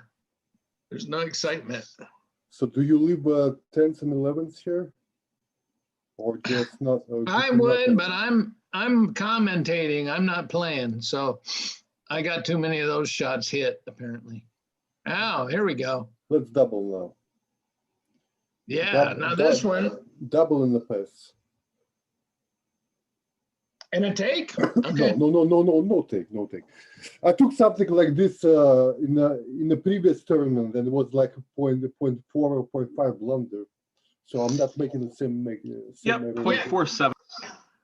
Even if the guy misses you, which is the best case scenario, then you got to clean all that crap up, right? Okay. Yeah, I did this in my match versus Otis that was streamed. Okay.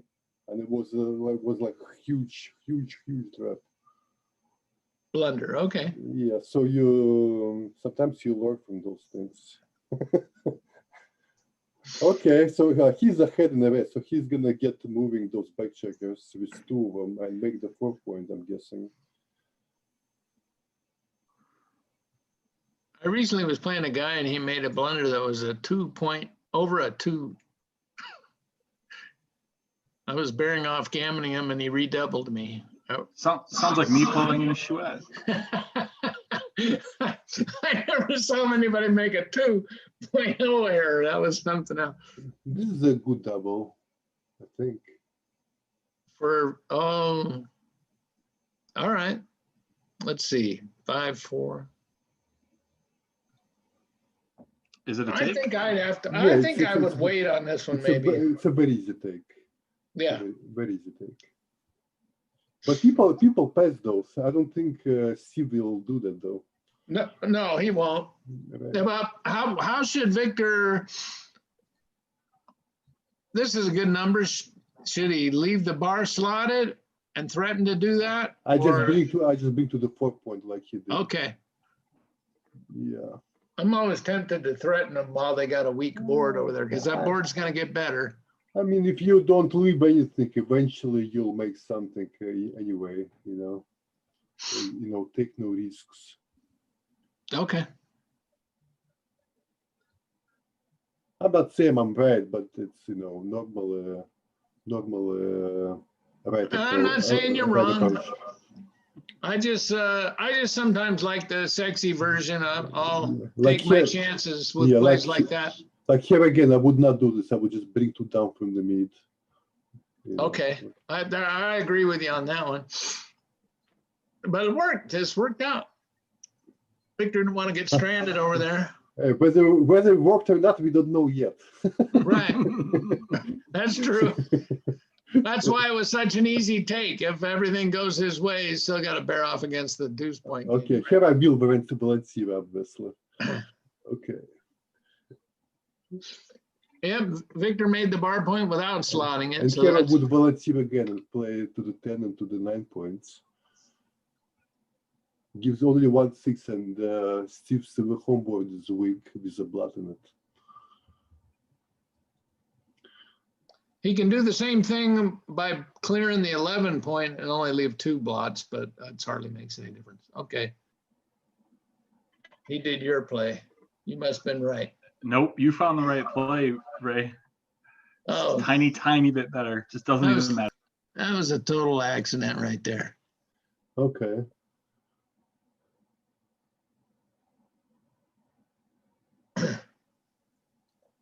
Uh-huh. All right, I guess we make the 3 point. Yeah. All right, now Steve wins this, gets a shot and hits it about 15% of the time here. Oops, he had to leave his anchor. And here's a double shot. Or not. Look at that. That's a single shot. That would be, he can do that. He can't leave it double. The dice always find it. Double 5, Yeah. 6, 4, 2 10s in a row, and Victor got in trouble. Oh, he left a double shot. What a man. That guy has, look at this shot. What about now? I think it's a redouble. Yeah, it's a redouble. But all prime versus prime, all normal prime versus primes are take. Yeah, Takes. there's no gammon risk for Victor. Very few. Yeah, gammons. there is some gammons. Well, Come in you with can a 1-5. imagine, yeah, you come in with 1-5 or 1-4, but usually there are not many gammons. All right, what if we move Well, these Victor spares? made that play, slotting the ace and deuce. Oh, he gave it up. I was going to say, I don't think he was going to. I think it Pass. looked like an easy take, but I don't know. What did XG have to say about that, Ben? 0.075 or so take. Take. All right. All right. So we can tell now you have to infer something. You got to gather information. You got to learn something. Victor's playing a little conservative with the cube. Maybe he thinks he has an advantage in the long run over Steve. And that's a pretty good idea because he's got an advantage in the long run over everybody. I think he's the 3rd highest ranked player on. I know one player he doesn't have advantage against. Wilcox or No. ZZ. No. Who? His girlfriend, she has an advantage. Well, I actually made Victor himself, but it's okay. It's produced some funny answer. Victor doesn't have advantage against Victor. That makes sense, huh? So, yeah, I wish we had more time to analyze that one where he left the blots on the ace and deuce. Because I think I would have been trying to play a little safer, but you thought that clearly was the best play. No, I too. wasn't thinking it was clearly the best play. That's my initial thought. That's the play I want to make. But It holds the 5 prime at least, right? So he didn't have to leave a double shot. He could have hit and make the 2 point. Yeah. yeah, That leaves only all 5s plus 1-4 and a 3-2, 15 numbers. Or did he have a 3-point mate? He had 3-point mate, yeah. So let's start some numbers versus 20.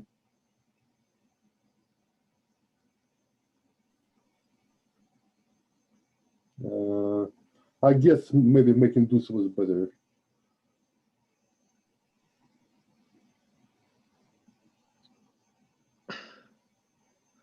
Well, that's ancient history. Now, Steve, despite probably having worse dice and this match is actually ahead by a point.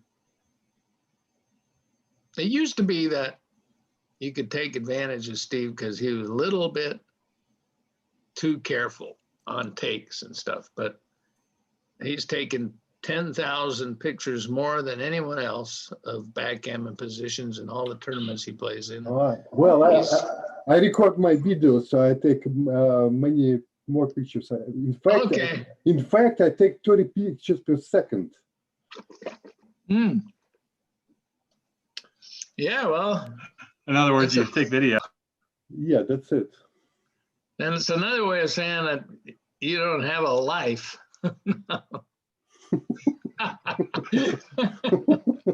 Something about a pot and a kettle? Never mind. What is this? Who doubled? Who just doubled? Steve took it, so Victor doubled. Look at that. He knew the sixes were coming. Who does that? I always get a 3-2 when I do doubles like that. So stay back to lose a gammon or what? That was really clairvoyance. Yeah.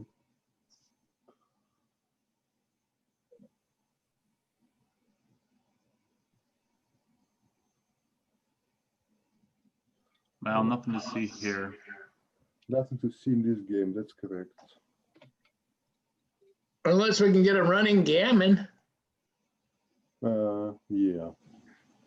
That was a marvelous, what a Cuban performance by Victor on this. He said, I'm tired of being behind this guy. I'm going to take the lead.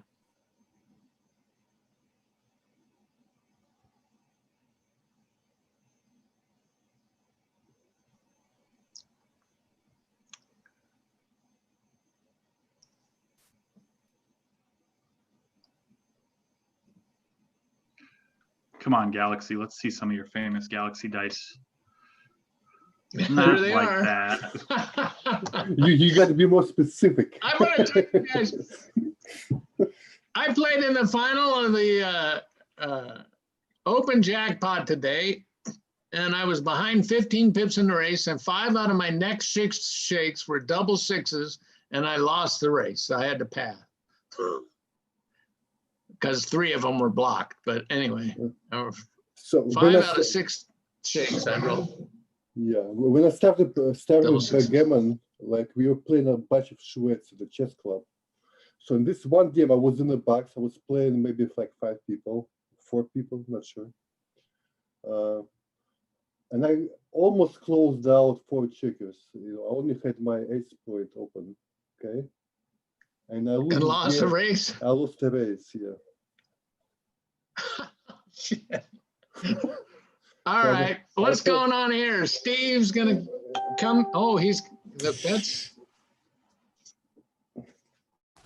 What is this? He's got to come in and hit, right? I guess you hit here. I don't know. What else you gonna do? Yeah.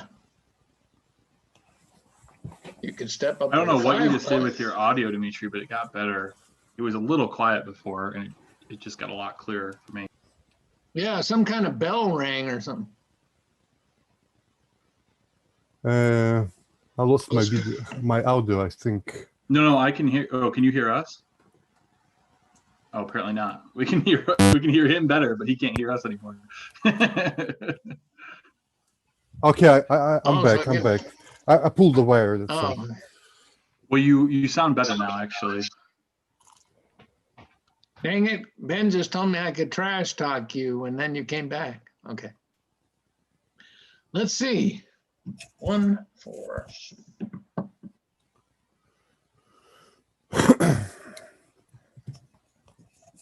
Rory is complaining about my microphone being too low. Is that true or no?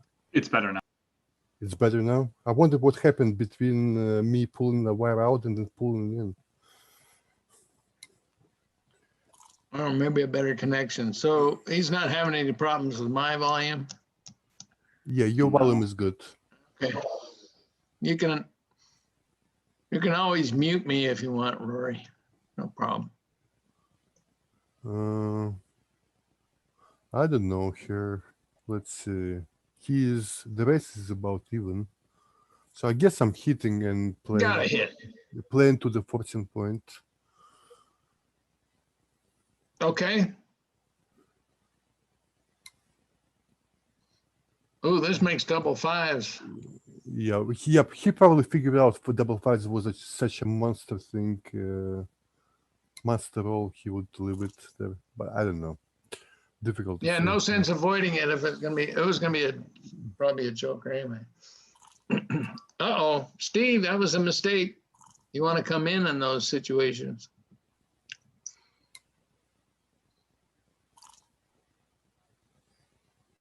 All right, Victor's run 2-6 from the bar for the rest of the game for Steve. Now what? Look at that, 6-2 right on. Just run them. Yeah, okay. This looks good.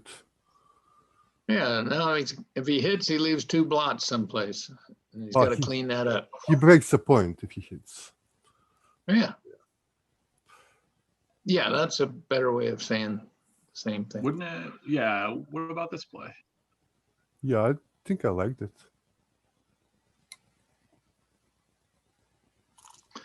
Now see how these guys are playing championship backgammon. They're taking away half the roll every time. Otherwise, 3-6. Ooh, this is a big double. Looks like a double and take. I don't know if I'm taking this. He's got 11 guys in the zone. There's an extra blot out there. That's true, but he also have a stronger board, and he got an anchor. But what do you think Victor will do? He's passed 2 takes already in this match, so you got to send it. I mean, it can't be too good, right? Right. It's hard to be. Right. It's hard to be too good in blitzing position when opponent has an anchor. Right. Yeah. Well, Steve's thinking about something. He's just trying to. There comes the cube. Victor probably already has made his decision, but he's going to wait 8 seconds to decide, right? Yeah. Nope, he's thinking over it carefully. He's going to lose some time on this. He gave it up. All right. What did XG think, Ben? I guess Ben's volume is worse than mine, huh? Ben took a break. Okay, this makes a 5 points. Sure does. 2-6 from the bar.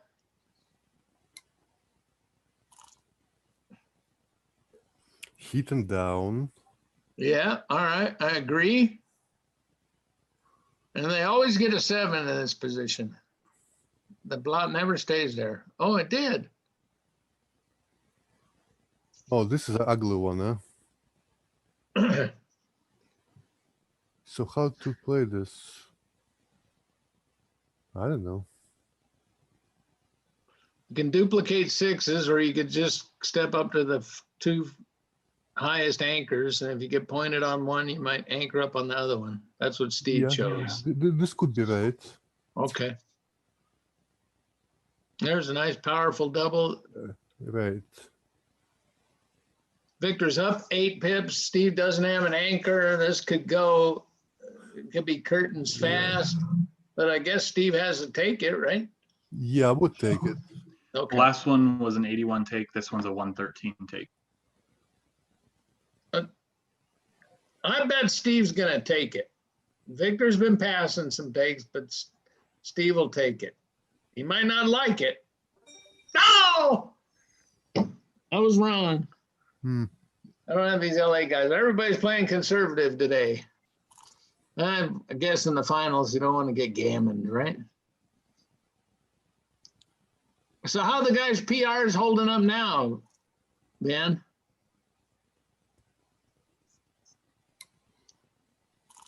Or do you have a running total on that stuff? Nice. Yep, gained 27 pips on that. It's pretty good. Nice anchor shake. And Victor, He needs try to to make a fill 9 this- point and split. Good play. Makes a 3 point. yeah, Makes an anchor. perfect. Makes a 5 point. I mean, this point. There we go. There we go. These are all these no thought plays. Well, Steve's thinking about blocking sixes, but then what would he do with his eight? Oh, no, he's thinking about. Slot. He's thinking between making 7 and a 5. I would make the 5 point here. He should but be I- thinking about the 7, 5, and the 10. These are all the top 3 plays. The 10 and slotting duplicated aces and it blocked sixes. So I thought that was maybe candidate. You said what play? I'm sorry. Making the 10 point and slotting, you know, the 5 point, then he would have been duplicating aces and he would have blocked the sixes. And they're all close. That one is correct, though. 10, 13, 10, 6, 5 was correct there. Oh, Okay. see? Okay, I would have made the 5 point. So I don't know. Make a 2 point. Would you make the 10 there? I thought it was just going to be quickly make the 10. But he picked up. He played 10, 8, 6, 5. I don't even remember what the roll was, so I'm not. It was just I a, can't yeah, it was just a comment. 2-1. It was I don't know. I mean, I'm just wondering if I should have been thinking about making this. Well, these guys have been going with the least risk stuff sometimes, except for Victor that time when he hit loose with 2 blots. They passed some takes.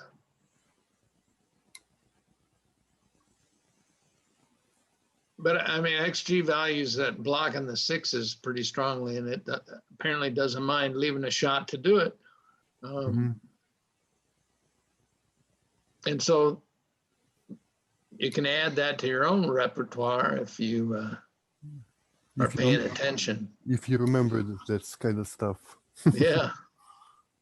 And I don't have anything else to put in my brain, so I might as well remember that. Makes a 3 point. Nothing to think about here. All right. Make the 8 point maybe. I'm not sure. This one is difficult because you can break the 8 point but make a 3 point, or you can make the 8 point but keep the block. I like the block. And then, you know, leave 2 points slotted, make them next roll, hopefully. So you're going to make the ace point and hold the 4 prime here. Yeah. Okay. Victor wants a little more flexibility, and Steve says, I don't like this flexibility. I'm going to just get out of here. Okay, this is not a market loser.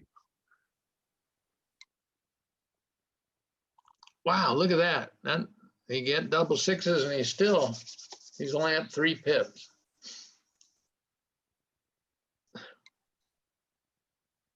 Now, I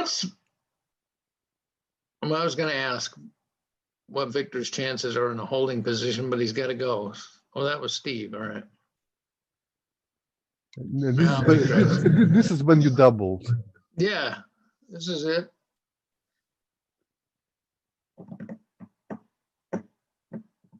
I'm guessing it's a take.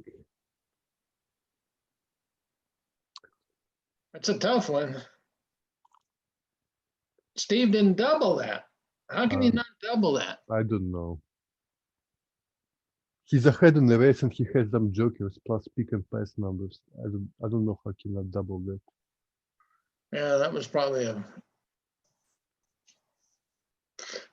error. Because nobody likes taking that. You might find some guys that do, but isn't anybody that likes it. Let's see if he runs. What's the pip count here? He won't. if Steve didn't double last time, he figures he gets a free ride over there this time. Well, he still should double. And actually, I'm not sure about the 5-3. Maybe it was right to run, but I can hear your argument also. So let's see. So does he hit here or does he just play with one block? Yeah, I would hit here because it reduces the racing chances for Victor.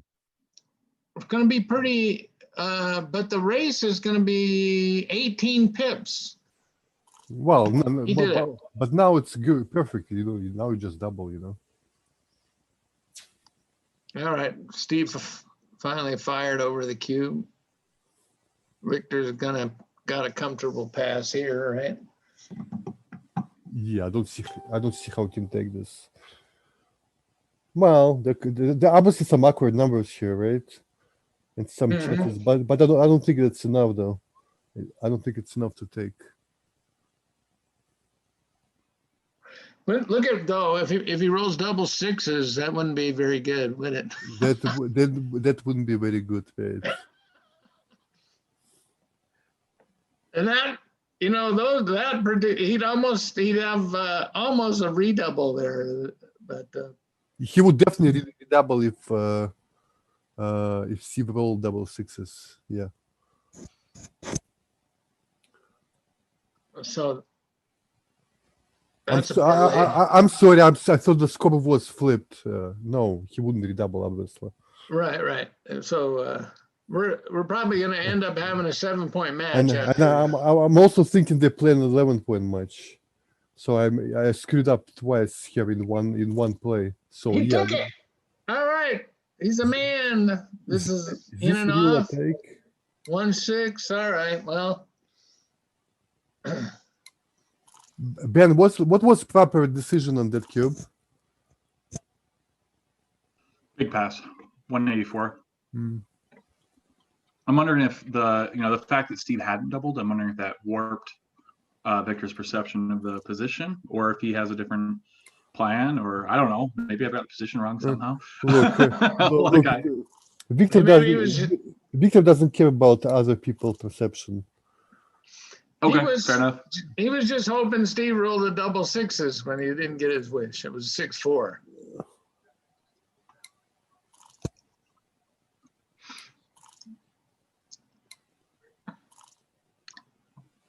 All right, I'm going to bet that Victor plays the cube perfectly for the whole rest of this match. I don't think I've ever seen him make 3 cube mistakes in one match. So it's on. Basically, Steve's ahead 1-0 in a 7-point match now. It's maybe, what is that nowadays? 57, 58%? What is it? 7 away, 8 away? Mm-hmm. Yeah, it's around 57. No, 6 away, 7 away. Yeah, whatever. Same thing. Around 57%. Okay. 2-6 from the bar.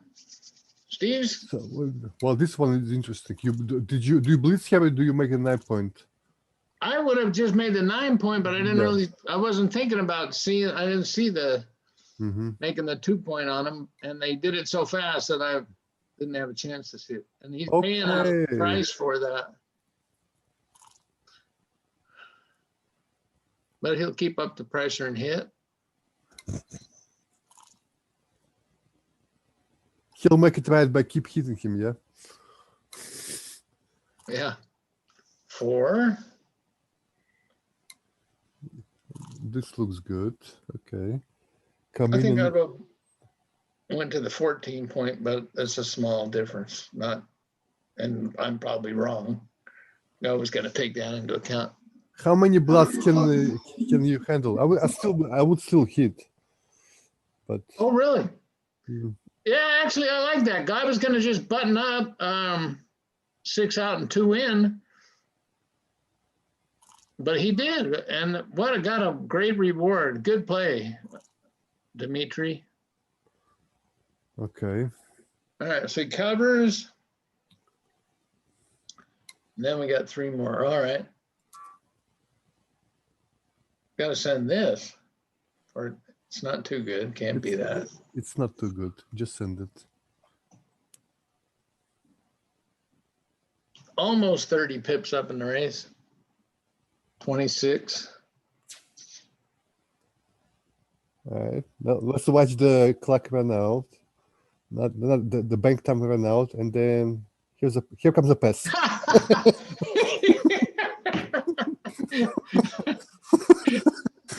I'm gonna quit playing backgammon. There's guys that know not only if it's gonna be a pass, but when the guy's gonna pass. Get out of here.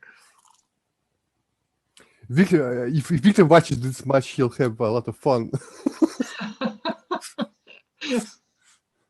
Okay, do you make a 5-point or a 3-point here, Ray? Let's see. 3. Or a No, 10? maybe 3. That strips a midpoint. Look, and boy, these guys are not missing fly shots. They're just, this is strong rolling. Steve's up 10-8. Come in on 23 and play 5 down. No hitting here. I mean, no risky play here. And no hitting, yeah. That's also true. Okay. Because he's got a racing lead, and so that, look at him, and you can hit a fly shot at will. Race was about even. It just Victor had an anchor, right? So it's difficult to blitz him there. Now slot to 5. Is there a safe? Oh, there was did I miss the play? Oh, that was a safe play. Okay. I didn't think there was one. For some reason. They're starting to play it so quick here. I don't know what they're doing. Okay, that looks good. Make a 5-point and call it a day. 5 points? What do you mean? Oh, I'm thinking that was White's roll. My bad. Okay, here we go. Well, this makes a 5-point. Yeah, absolutely. What is he can pick and pass and cover, and then block 2-6 from the bar for the rest of the game. That must be what he's thinking about. Yeah, I don't think so. He's actually, he's up. He did it. He did that for me, to block 2-6 from the bar. Yeah, the rewards seem to be so tiny that I can't imagine that it's a right play. It did give him a couple extra pips and a point, so. Yeah, don't volunteer here, just play 2 down. Okay. It's a shot. So if it's a shot, let's make him, well, I don't know. How do you want to leave a shot here? I guess I would hit him off the ace point. You can also make the 9-point. You can slot the 5. Yeah, that's a whole lot more shots for not. I mean, the 9 points not that big of a deal. Your game plan, you're ahead 12 pips in the race, so hit him loose off the ace point, and then. Yeah, but you don't have immediate cover. You don't have to necessarily cover. You don't. That's yeah. It's only a matter of when you then. So I guess 6-1 looks right. 6-1, no. He wishes he did. 6-1 would have worked out a lot better. But now we'll find out. You got to hit him. Victor's going to hit. Yep. Oh, my God. He fell right into Steve's trap. Oh, what an awful sequence for Victor. Steve should wait and just bring 1,000,000 builders, right? 9-7 and 10-4 or something. That can't make a point. That looks good, probably. Yeah. Well. Oh, he came around. What was he protecting against there? Was there no. double 3? Oh wow! Look at this garbage roll. Yeah. He would have missed even with the other play, but this is off. This is worst. But man, that's really ugly. Who'd have thought Victor could hit him in 2 shakes there with that position?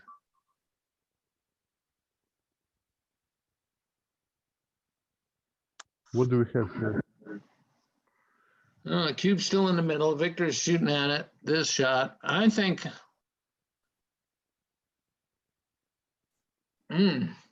He's down 10-8. I would send it because I don't, I don't. It certainly looks like a double, and I don't, don't know if it's too good or not. Probably not too Right. good. Not being 50 pips down. It's tough. Oh, look at Steve. He just let that go. He hated the sequence so much that he didn't even give any thought to possibly taking that one. What was that? You think it was a take, do you? Yeah, I think with 8 million pip leading the race, and the guy Victor's got 2 guys back on the ace point. Yeah, but the front position was so ugly, plus it's a 4-point board and he's shooting at another block. It ended up being a pretty big pass by XG. Oh, okay. Well, I would have gave it some thought. I mean, I don't know, maybe Steve's taking more pictures and he was sure. I mean, I wouldn't have given it thought, but only because I was so disgusted with myself for not cashing it or, playing differently. Like I would, I just mentally, I couldn't have handled taking that cube and losing a gammon. Yeah, after the double sixes roll or whatever, you just gotta check your nausea meter and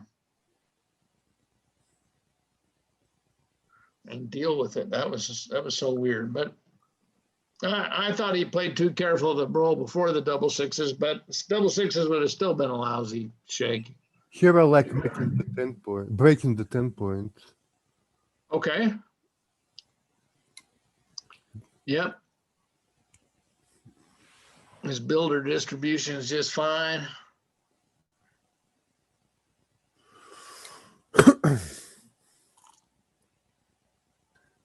You just cannot make it, huh? Yeah, sometimes it doesn't matter how many builders you got. You're just not making a point today.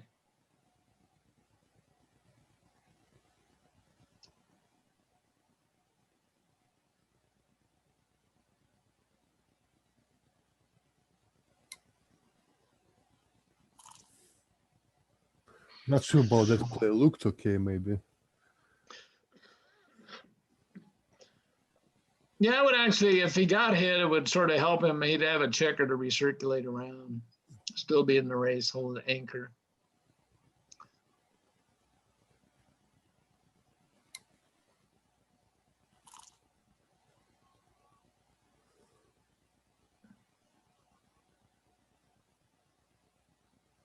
It could be right. It could be right to leave a shot here,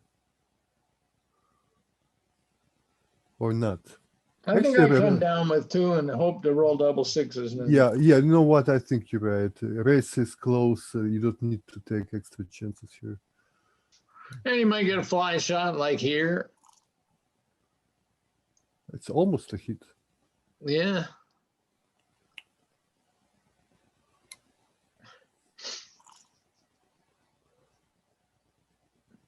So 5 down and 4 to the 8 point. Looks good. Yeah.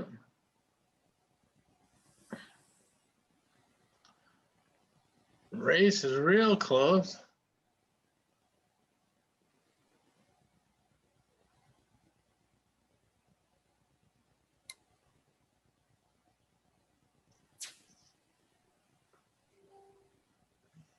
Perfect timing on the cue. This is still a take, right? Yeah, you got some shot equity, you got some race equity. You're going to be probably behind a 5 prime, but XG says it's optional. Either way, huh?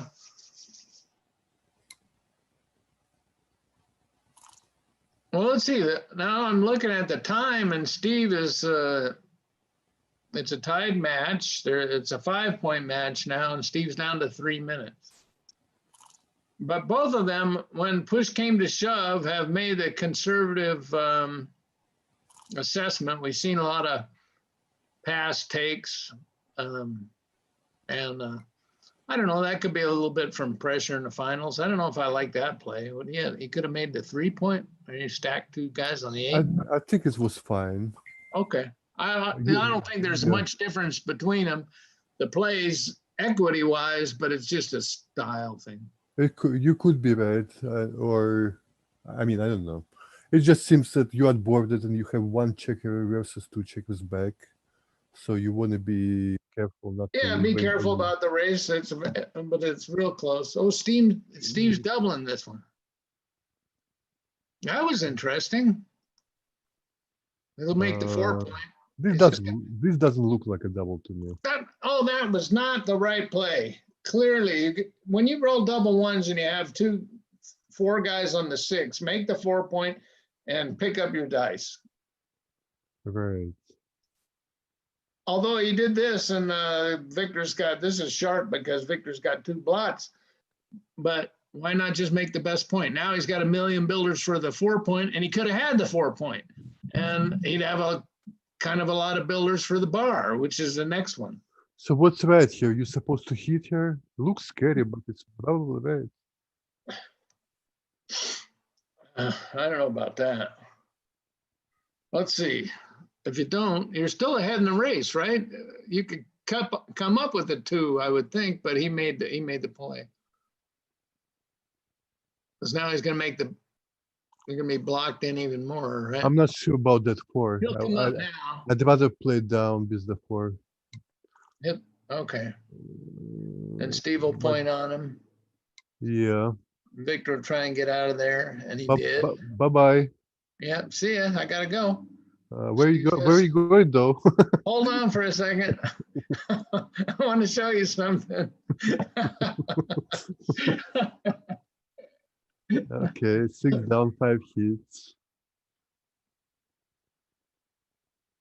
He's got to hit him. Right. And yep, there's some risk involved, but you got to make these kind of plays. If the guy fans, you maybe want to steal a gammon from him, and if he hits I guess he doesn't have to hit him, but he should hit him. That's the better way. Just, you know. He has to. He's got to leave a shot anyway. So No, he didn't. He didn't have to leave a shot. Okay. Yeah, I don't think that's right. Because now he wishes he would have hit. Now it's like an even game, you know. Yeah, real even game. 6 out, 5 down. Yeah. All right. The 4 point, Steve. 4 guys on the 6 and the 4 points open. There you go. Should have did that before. Yes, Steve says it's a 6 pair in case you're thinking about redoubling.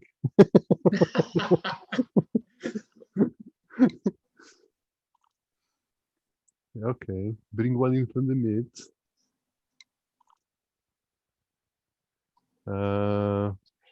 Cover and slot. Yeah.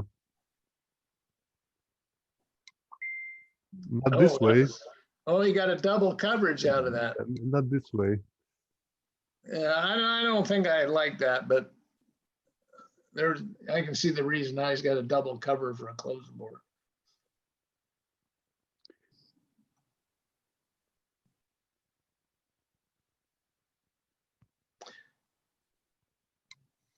Victor wants to be patient.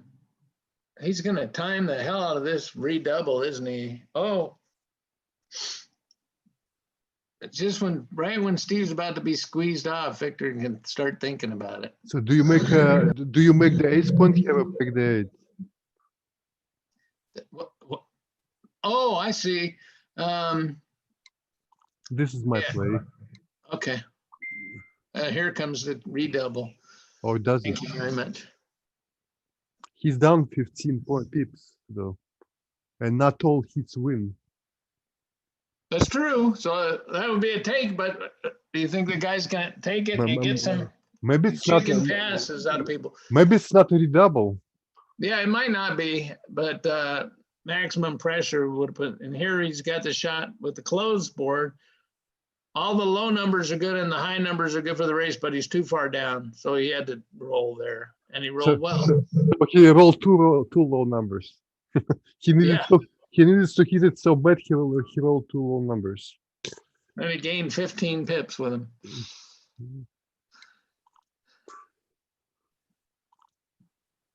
Well, I don't know. I think Steve doubled, an aggressive double in this game, and he rolled what looked like a pretty good joker to me, and he made I think, an unusual play. And I don't know if he deserves what happened to him, but now Victor could sometimes get a no-brainer gammon out of these. The other day, I had one guy closed out like that, and I almost got backgammon. Mm-hmm.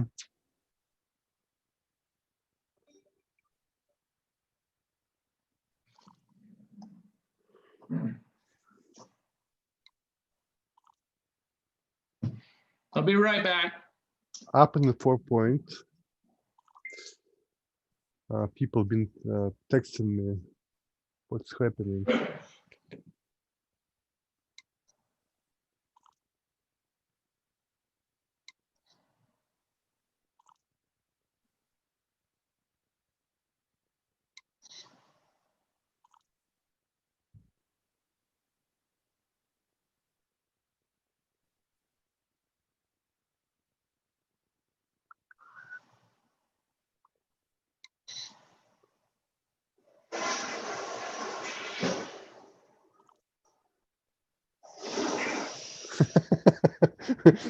We might suggest Ben next time shuts down his volume and turns it down or something.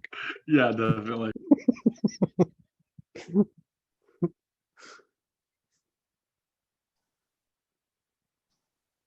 Now what?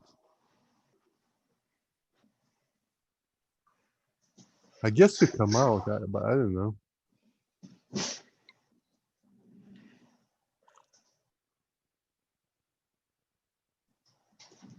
No, that's not the pretty one.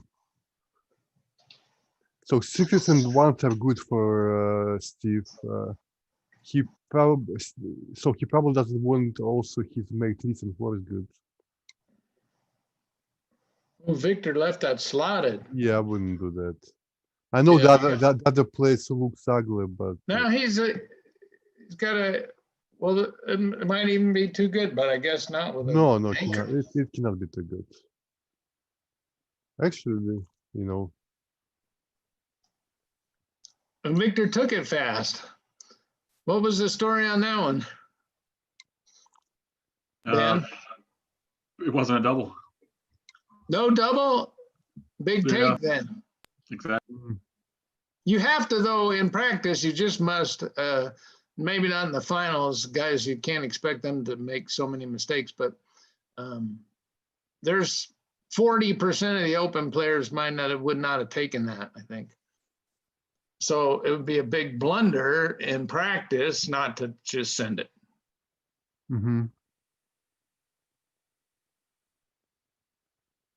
Because you're playing people, not a computer.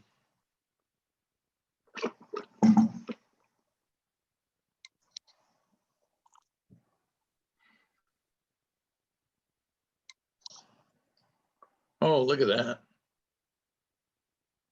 Now he need double eights to win. He got 8s. And he gets his 4, so he gets to play cat and mouse, and Victor's the mouse. Steve will be batting him around.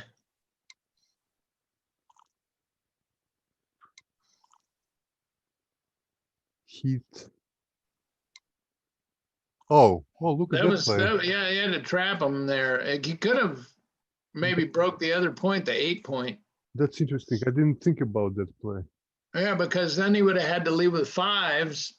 It would have been just awful. Victor would have had 3 blots all over the place. See, now he was able to get up there and anchor, but Steve tried to make him break with a 6. So he made a great play, and Victor was fortunate enough to get an ace before he got a 6, and I think his checks. You can make like a 2 point here, I think. Oh yeah, that's a trap play. As soon as they break down to 2 points in the board, you should be leaving blots and forcing them to hit. Get guys to participate in their own demise. There's a great satisfaction and stuff like that. Now, that's not Steve's style, I don't think, but I mean, he should be trying to win gammons from this position. He should be doing sexy plays. And here Victor can't pick him up, so Steve should be thinking about leaving a blot here, and he should leave a blot. He can play without blots. I'm not sure if you should. I'm sure. I studied this kind of stuff. Although he's got to put his spares in a nasty position. Ah, look at that. But we would have forced him to hit on the way. He couldn't have done it here with the rolls that were thrown, but he missed an opportunity when Dimitri said, I think, to do some kind of trap play. Yeah, definitely. There were almost every play in here was supposed to be a trap of some sort. Right. Leave blot. He's got 2 blots in his board, and you force him to, you know, cut his own throat. And especially at the score. I mean, you can reach Crawford by winning a game, and now he's got, I don't know, that he didn't, this didn't rate to happen, but Victor's now won the game, actually, because you were protecting a race lead.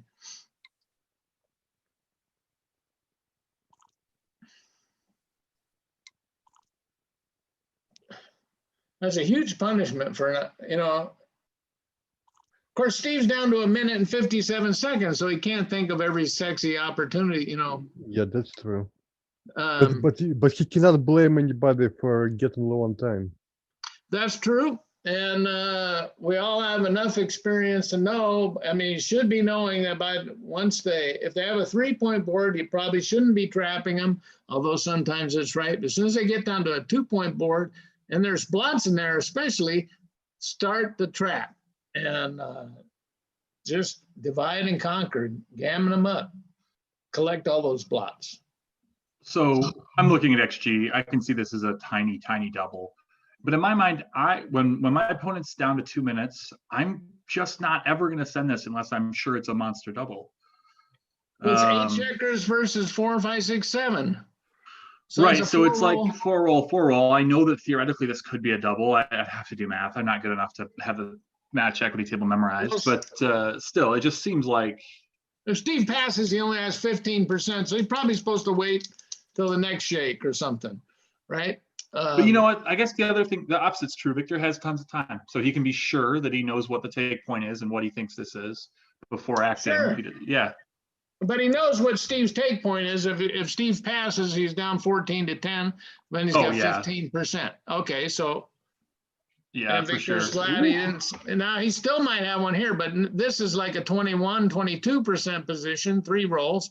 Except double aces doesn't work for Victor, so it's more like 24 or 24.15. Nailed it. Okay, and Steve's take point is like 15, so it's no double, and it's very efficient to double 2-roll position of this score. Yeah. Oh, interesting. I didn't know that. That's a good one to remember. What did you say? Oh my God, he wished he had maybe doubled there. All right.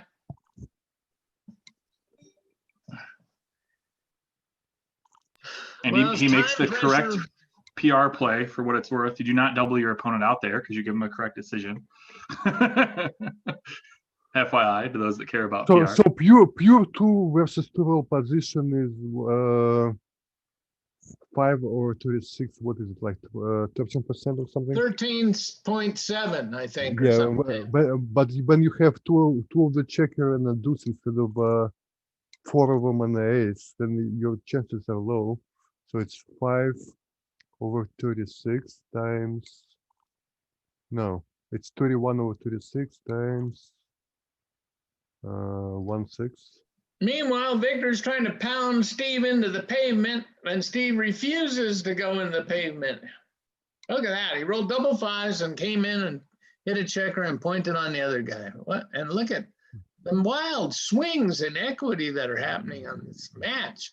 It's just amazing. Victor was dead in each of the last 2 games. They ended up winning. It's almost like the dice are rigged. Like, he was totally croaked. He was like a mackerel that didn't flip anymore on the deck. And he won both of those games. Thinking about making the 9 here. Yeah, I don't think you can make the 2 and the ace. Look at this. That's a great number for Steve.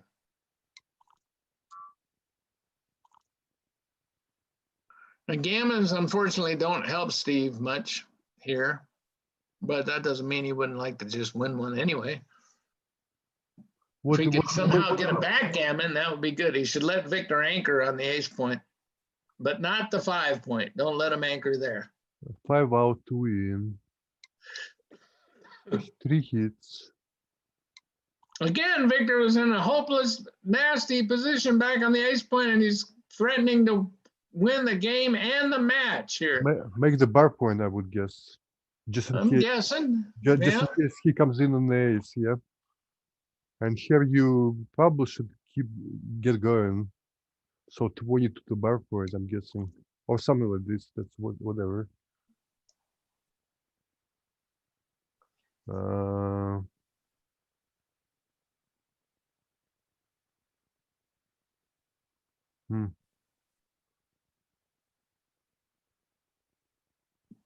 I don't know. I kind of want to stay back at this point, but there's no convenient way to do this.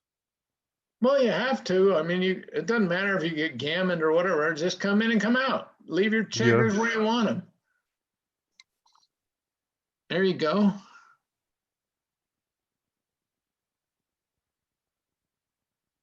So 6 out and 4 to the deuce point. Or you could just come all. I guess he can't stay on the 5 point, so that must be it. The no blots play. And you may end up leaving a shot and getting hit, but you will have it later on, and it won't be so much of a gammon chance. But he doesn't care if he gets gammon, he just wants to win. He'll make the best play to win. There's no virtually difference between 14 to 11 and 14 to 12. Steve hit a fly shot. Should he slot? He should run, I think. Okay. 1-6. I guess he can. It's a very close race. He made it. All right. Good for Steve. Oh, this makes a 6 prime. Look at that. Right. And now he should not cover the ace. He should just come around with that. Well, what he has to cover. He rolled double sixes. I guess I'm behind. Is there a lag on my machine or something? You asking me? So clear the 6 and take a do so. That's safe enough. You can also just play 6 to 4 twice instead. Yeah. Well, Steve can't spend much time thinking. He's got to probably win. He's going to have to play for a gammon in the next game. Let's assume that he wins this. He's going to be trying his hardest for a gammon. So at opening 6-4, he should make the 2 point instead of running or splitting, stuff like this. And if it's got a 4-3 or a 3-2, he should be bringing down 2 builders instead of splitting anything. Exactly. That's what his game plan is going to be. And he only has 1 minute and 21. So he would really dearly love to get a gammon in this one and steal the show from Victor. Victor, of course, will be splitting and doing the opposite things, trying to get into holding position where he can't get primed or blitzed and gammoned for the match. Got a double. Got it. Absolutely. Send it and then roll double aces and call it a day. 5-3. 4-2. Another 5-3. 2 down. Another 2 down. Mm-hmm. Another 5 point. 5 point. Call it. No, this is beautiful. This is the kind of game Steve wants. Well, maybe there's a good 5 point. There's nothing else here. So just make the 5 points. And be happy. Yeah. Now here, oh no, that's making the 4 point easy. Okay. But at some point in here, Steve could go ahead and just slot the bar point if he wants. But he'll probably pick it up. Let's see. I don't think he's desperate enough to slot just yet. But when it works, it just, that's the kind of game you want. Oh, this is pretty good. He's got the 2 point, and then does he leave 3 fly shots or just bring it in? He brought it in. I would leave 3 fly shots. Does Victor have to run here? Yeah, it's forced. Yeah. Oh, he's thinking about staying there and display. Okay, this hits. Doink. Steve's gonna need a lot of 6s in this game. So Bring them down and diversify. Don't worry about getting hit. Yes. That'll give him timing.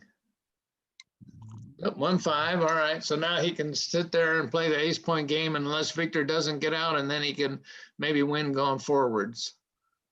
But that was a great shot by Victor, 1-5.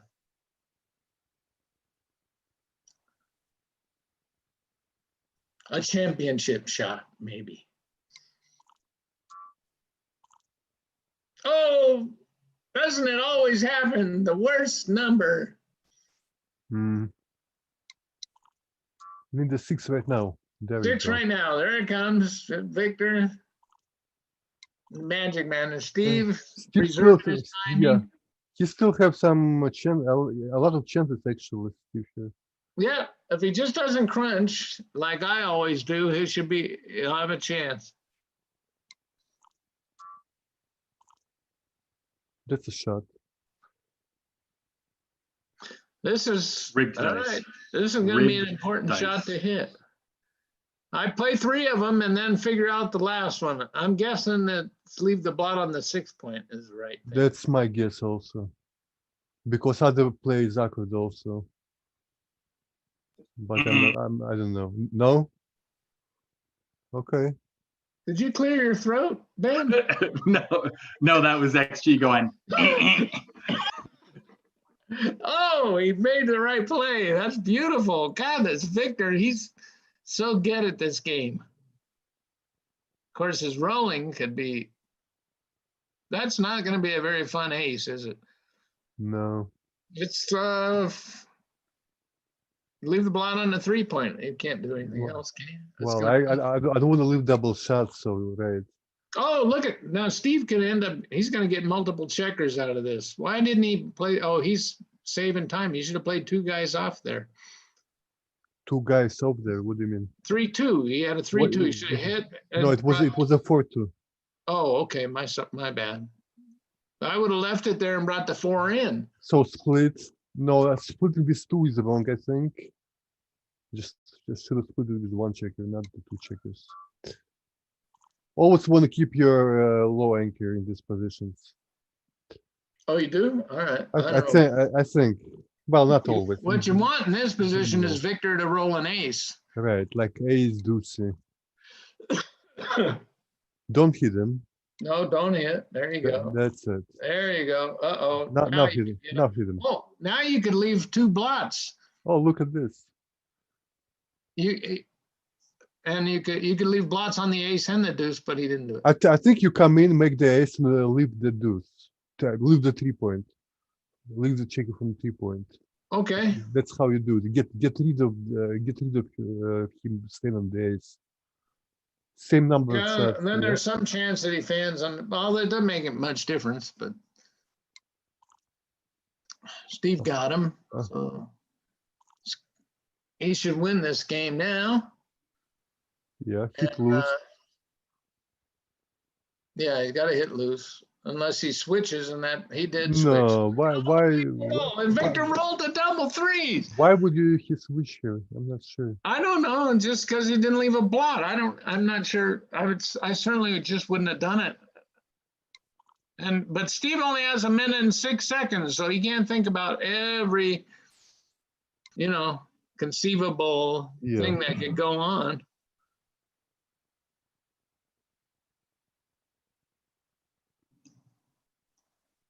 And he's had powerful positions and had a lot worse of it in the luck in the last couple of games.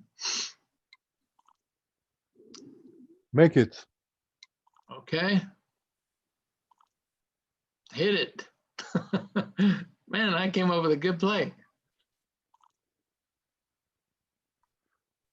It's going to be double match point. Virtually. And now everything will be just making the best play. Unless Victor steals the match here, or winning this game. Uh-oh. There's a chink in that armor. Nope. All right. Let's play one more game. Mm-hmm. Ben, have Rory ask some guys if they want the coin so they can have a coin flip for this. Who's winning on the PR now, Ben? I have no idea. I've missed so many decisions. I have to assume it's Victor, though, based on what I have. We will see a rough estimate after this game. Well, I don't know. I think that Victor made more cube errors. This is the pass, right, Ray? Yeah, 6-1. Yeah, Steve's ahead, so you should just let this go. All right, that's it. I'm tired of talking. I'm only going to do one more game. It would be funny if he rolled a 6-1 again in this position. All right, they get to play this. They don't have to worry about gammons or nothing. We're going to see guys playing to win this game right here. So I guess, now what? I guess you could say we got our money's worth. I would not, XG almost always makes the ace point, and I hate that in this kind of position. And Victor did it. I would prefer to be playing white right now, but I just hit loose. Right? Yeah, absolutely. I just don't.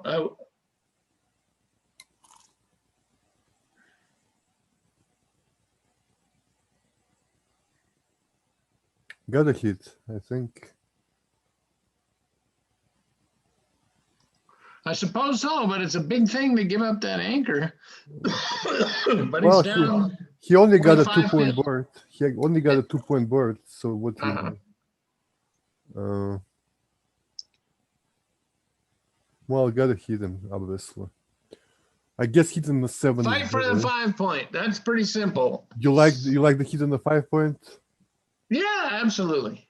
I would hit on the 7 here. Well, I don't want him to remake the 5-point, and because of his board is all messed up. Now you can make the 5-point, and maybe he would lift it. I don't know. No. But Victor's got his ace point, so he's gonna play pure, and then if he gets hit, he'll just recirculate the checkers. Pound him. He could make the 2-point, but maybe he's supposed to just hit loose. I don't know. It breaks the midpoint. If it wasn't the breaking midpoint, I mean, he found something else. Right? You can pretty much bet that Steve made a better play, but he has only 51 seconds, so he's not going to think a long time about anything. Well, he can think for 51 seconds. Yeah.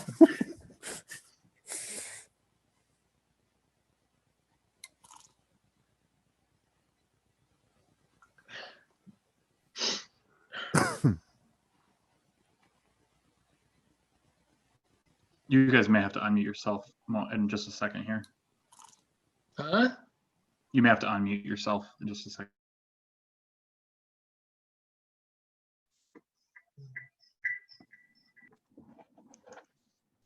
No, I'm still on.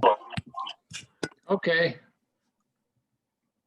What did I do? I lose the whole position?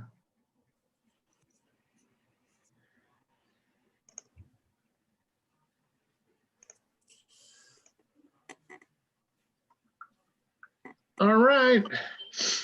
What's happening here? 2-1.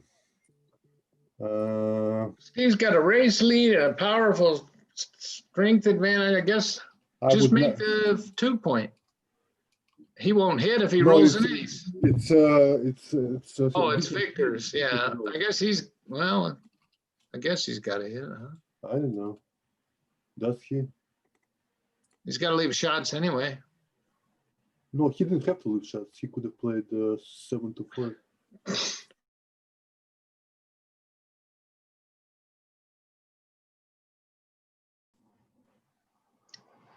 Okay, they can hearing us again? Ben, what are you doing?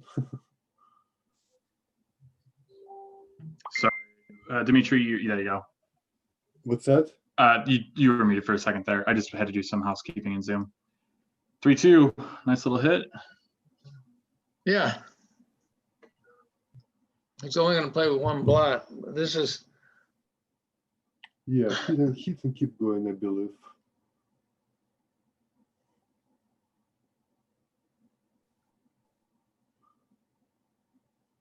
Well, he just chose not to leave any blots.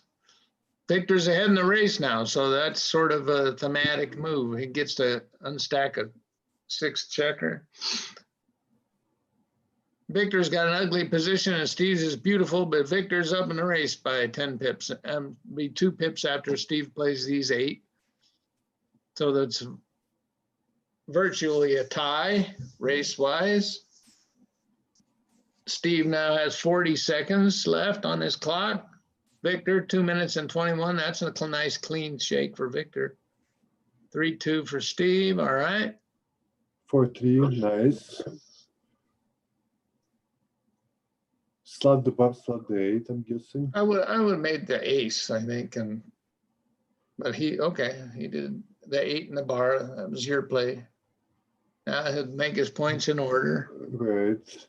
Okay. Steve's hoping, they're both hoping for double 6s, 5s, or 4s. Uh-huh. Well, 6s or 5s.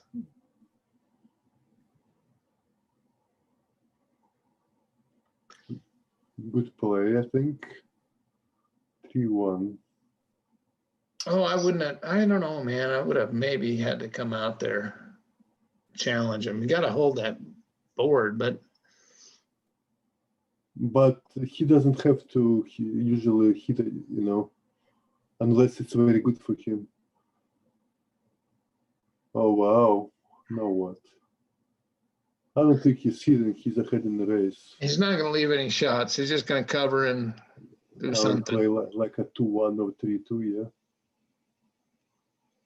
He should cover, shouldn't he? I think so, yeah. To make his 8s stronger. Yeah, because he needs to have checkers on the 4. This is going to end up being a bear off, and you don't want any gaps. He might want. Oh, we got a new favorite here. To slot the 5 point with this 3-1 unless he's bringing 2 down. Well, it came down to just a simple race. Steve down 3 pips on shake. And it always like this, the guy who rolls the last double wins the match. They're both rolling 3 2s and 4 2s. I have a new rule. The guy who rolls the last wins the match. Okay, yeah, that's a good 2-1. Oh man. Oh, 2-1 again, Victor. Okay. 5-1. Oh God, it's an ace fest. Okay, and one double 6s are better. Double 5s are better. Okay.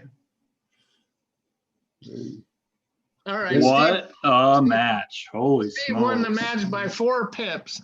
This was a nice match, so let's see how they did. 3 and 3, 7, 5.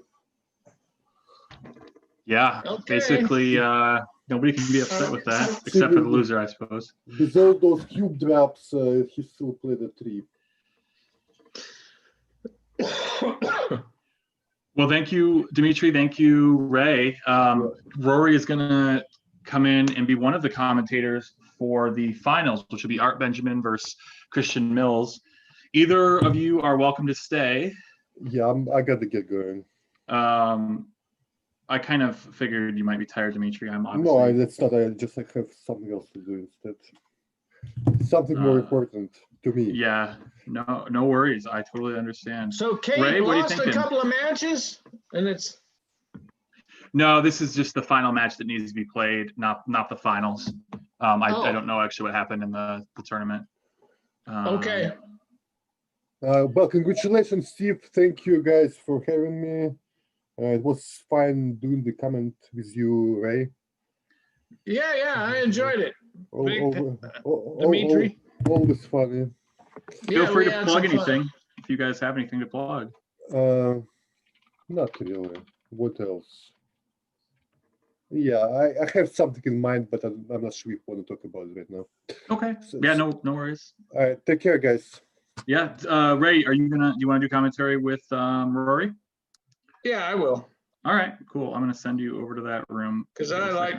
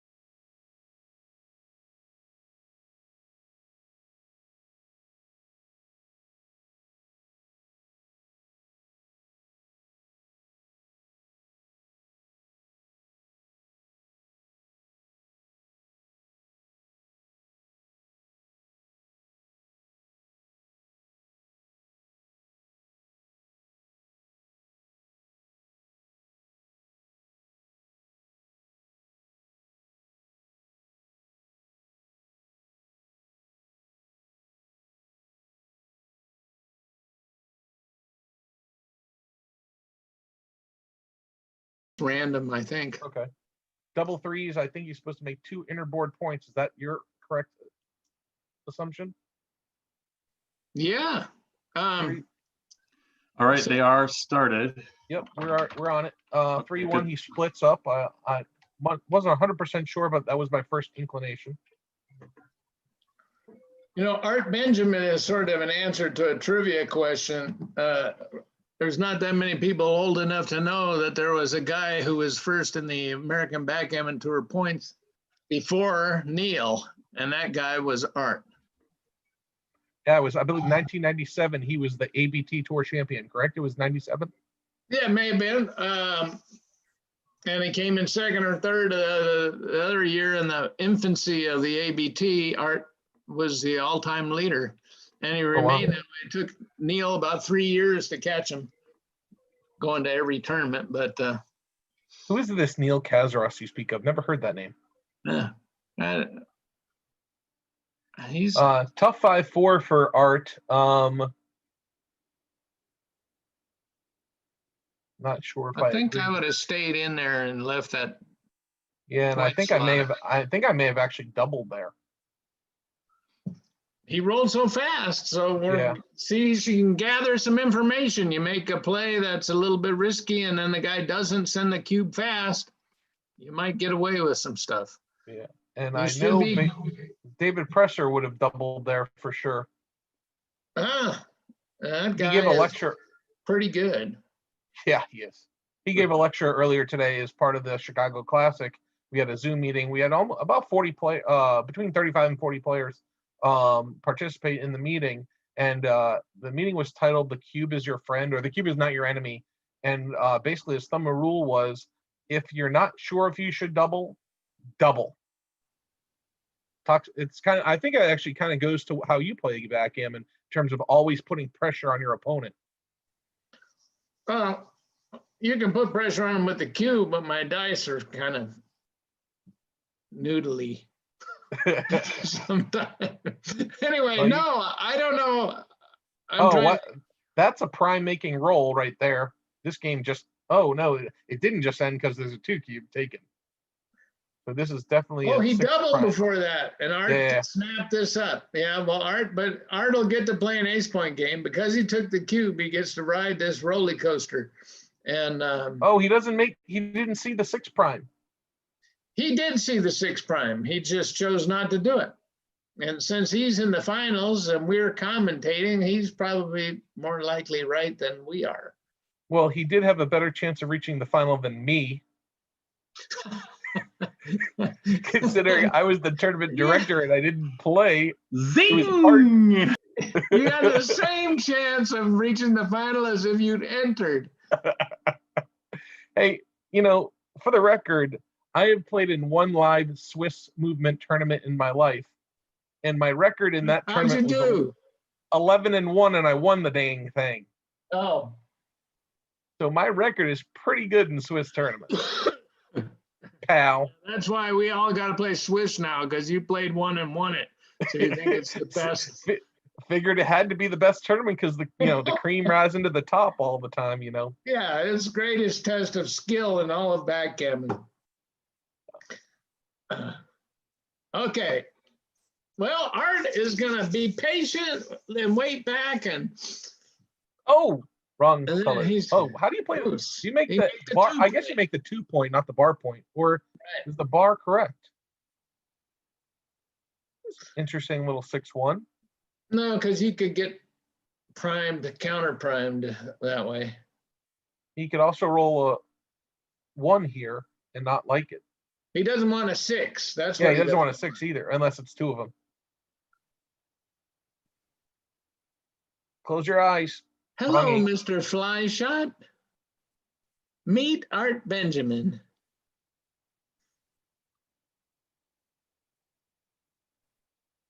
So, just to let you know, I think this is your 2nd or 3rd match that you're streaming, and so we did get some comments asking you to put a little more personality into your commentary. You're a little short on that. I'll try to spice it up for you. Thank you. Not much going on here, just your standard ace point game. Could be better time because mathematics is about to crunch. Yeah. And I just think- let you know, actually, a little background on Mr. Council. He is a newly cemented open division player. Historically, he has been an intermediate player. I think this actually, I didn't realize it until I was literally doing the draw for the open division that he had registered for the open division. I didn't realize it. And when I saw him, I'm like, really? Christian's playing in the open? And here he is in the last round. If he wins, he cashes. So congratulations to him. And all he's got to do is beat Art, the current leader of the ABT and the former leader all time of the ABT, and still like number 8 or 10. Yeah. Despite the fact that he's got a family and a full-time career as a math professor. So Harvey Mudd College. Yeah. He can count pits faster than me. Now he's got to waste a bunch of pips here, but he chose not to do that. I think this is clearly right. I think he needs to get off the gammon. That's what I was saying is if he chooses to waste the pips, he's going to have a much better chance of getting gammon. And it looks like it was a wise decision. Right there. Yep. Would he have gotten a shot? I didn't see what the roll was if he had stayed. I don't. It was double 2, so no, he just could have taken 2 off and it would left no shot. And he would have got crushed anyway, right? Right. Like a roach. 3-2, I usually roll here. All right. You said 3-2. That was 2 more pips than I roll in that position. And we're off. Well, usually you're not still in the tournament at this point. You've already won it, Rory. So you don't have experience in these things. Bob Zavarol is texting me. What you got? Oh, I got you. I will get text from players, so every once in a while you'll see me look down and I'll be texting a player. Was Bob bragging about beating me? No, he did that already. Oh, okay.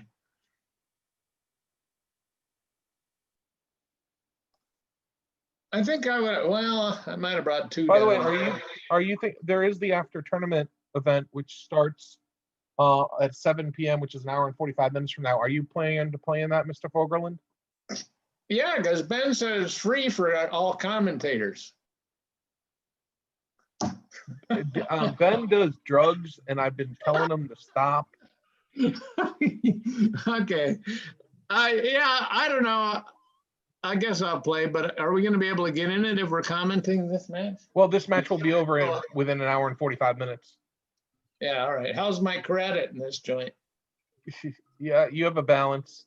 I don't know which way it is, positive or negative. We'll settle it at the end. I don't care. I know where you play backgammon. Ooh, that was an aggressive play. He could have just made the 4-point.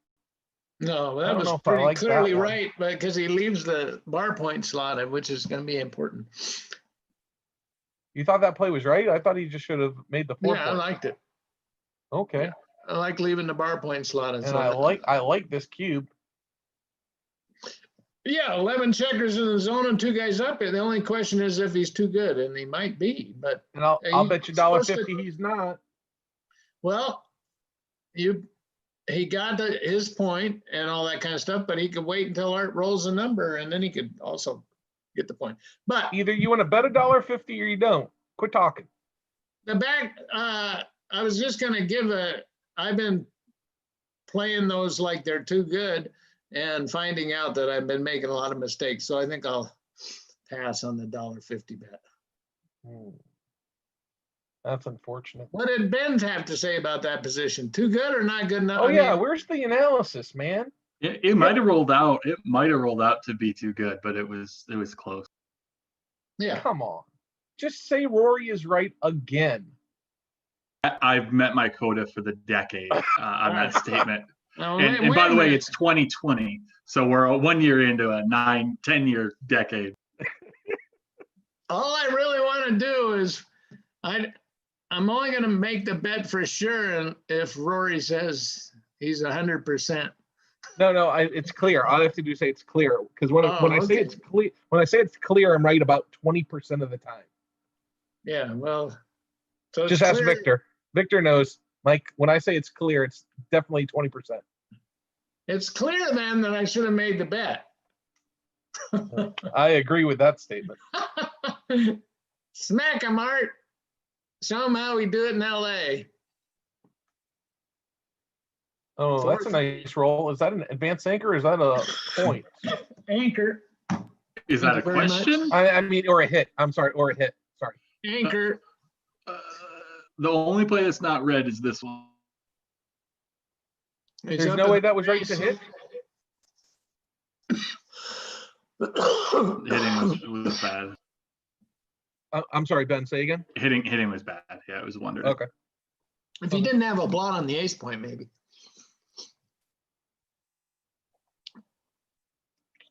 Down and cover or 2 down? Or down and slot? I like slotting the 4-point here. Okay. Once you've slotted the ace point, you make the ace point. Do you think that was clear? So it's down and make the ace? Mm-hmm. And it's and that's a really good rule of thumb, actually. XG really likes to make the ace once it slots it. All right, I learned something. Are you making the bar here and giving him a 7, or just making that 8-point? 8-point. Threw in that play right after he picked up his dice. Well done. All those creative plays are just slot the 4 or slot the 5. I would have slotted the 4. It's got to be close. 5-3 is not a particularly great roll.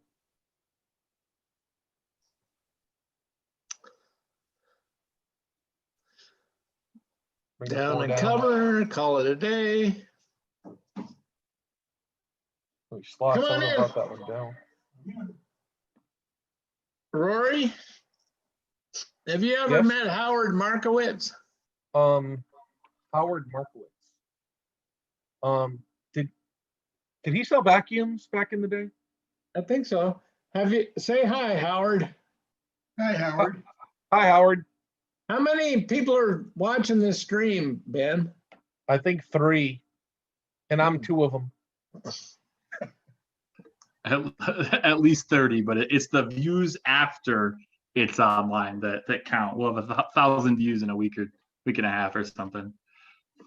Oh, look at Artie switched points and gave up the 6-point. The only reason I am doing commentary on this match is because I heard Ray was going to. I wanted more people to watch. Yeah, right. You know, you'd be hearing crickets if it wasn't for you being here. Okay, now Art gets to play sexy. Leave blots all over. 5 down, split. You would have come out there, right? Split. You split and you bring the 5 down. Leave them all over the place. Oh, I don't know. I think I just would have run one from the back, but maybe you're right. Well, I don't know. Anyway, you get. This should be a hit and cover, shouldn't it?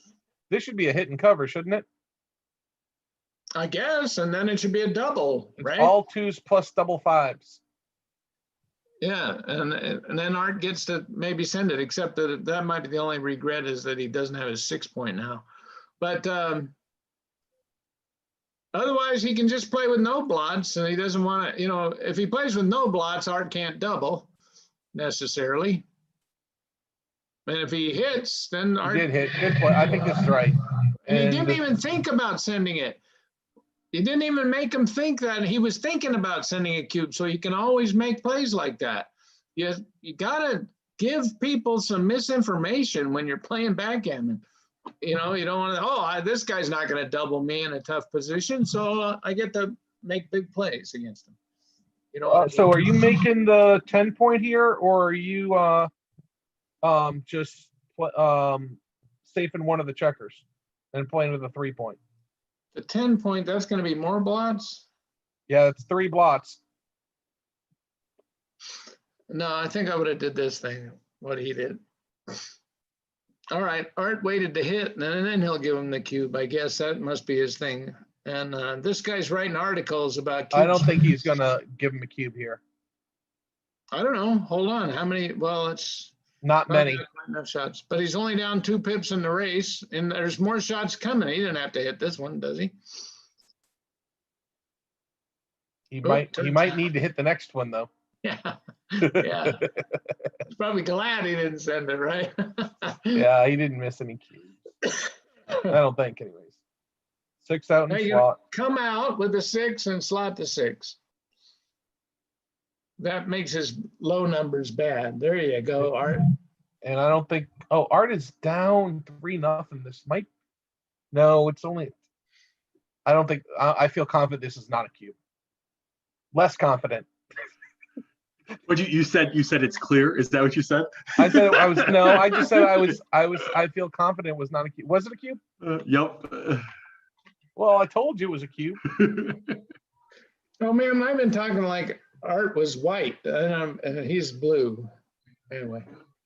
All right. So how bad would have a non-cube been? 0.04. Oh, that's okay. So it wasn't a cube. Sure. Whatever makes you sleep at night. You next to me. Oh. Hey, so now we got, boy, this became a very close race. 6 in, 3 in. Okay, 2.4 point. There we go. Oh my God. How did Council get to this pot in the tournament? I told you it wasn't a double. Art hit, and he's and what's Council's first name? I believe this is a redouble. Christian is his first name? Christian, yes, Christian Council. He's at 6 Christian Mills pips. is his name. 6 Christian pips in a 36 pip race, but he's got a 3-0 lead, so that argues a little bit for being on the Yeah, but conservative side. I'm sending this. Are I'm you sending clear? this. No, I wasn't clear, but I'm definitely sending this. And now I will bet you that Art makes the right decision. That's what I'll bet here. Now, I'll bet you he just passes. So if you think he's going to pass, why are you wondering whether or not he should double? I don't know. I was trying to think of what. Oh, Oh, my, he took he it took- and he rolled boxes. Oh, Oh my goodness. Well, That's a way to show him, Art. Art feels bad for having won so many matches this year. yeah, that must be it. In case you didn't know, he is the ABT Tour champion. Congratulations, Mr. Art Benjamin. Over 70 ABT points he earned this online points he earned this year. Pretty amazing year he had. Yeah, you know, there was one guy once that actually won over 80 points. No one's ever won over 80 points on the ABT online tour. That has never happened. You are a liar. You are a liar. That's true, but I wasn't talking about the online tour. That's what I said, and you said over 80 in that. A much more difficult So live tour. What did Neil win over 80 once? Wow. He won over 70 twice. So Really? this is, this accomplishment by Art is pedestrian, basically. It's been done. Neil is my idol. Well, Art is my idol, I think. Well. Oh, I guess that's yeah. That's a pretty good roll. Okay, Art, I think it's time to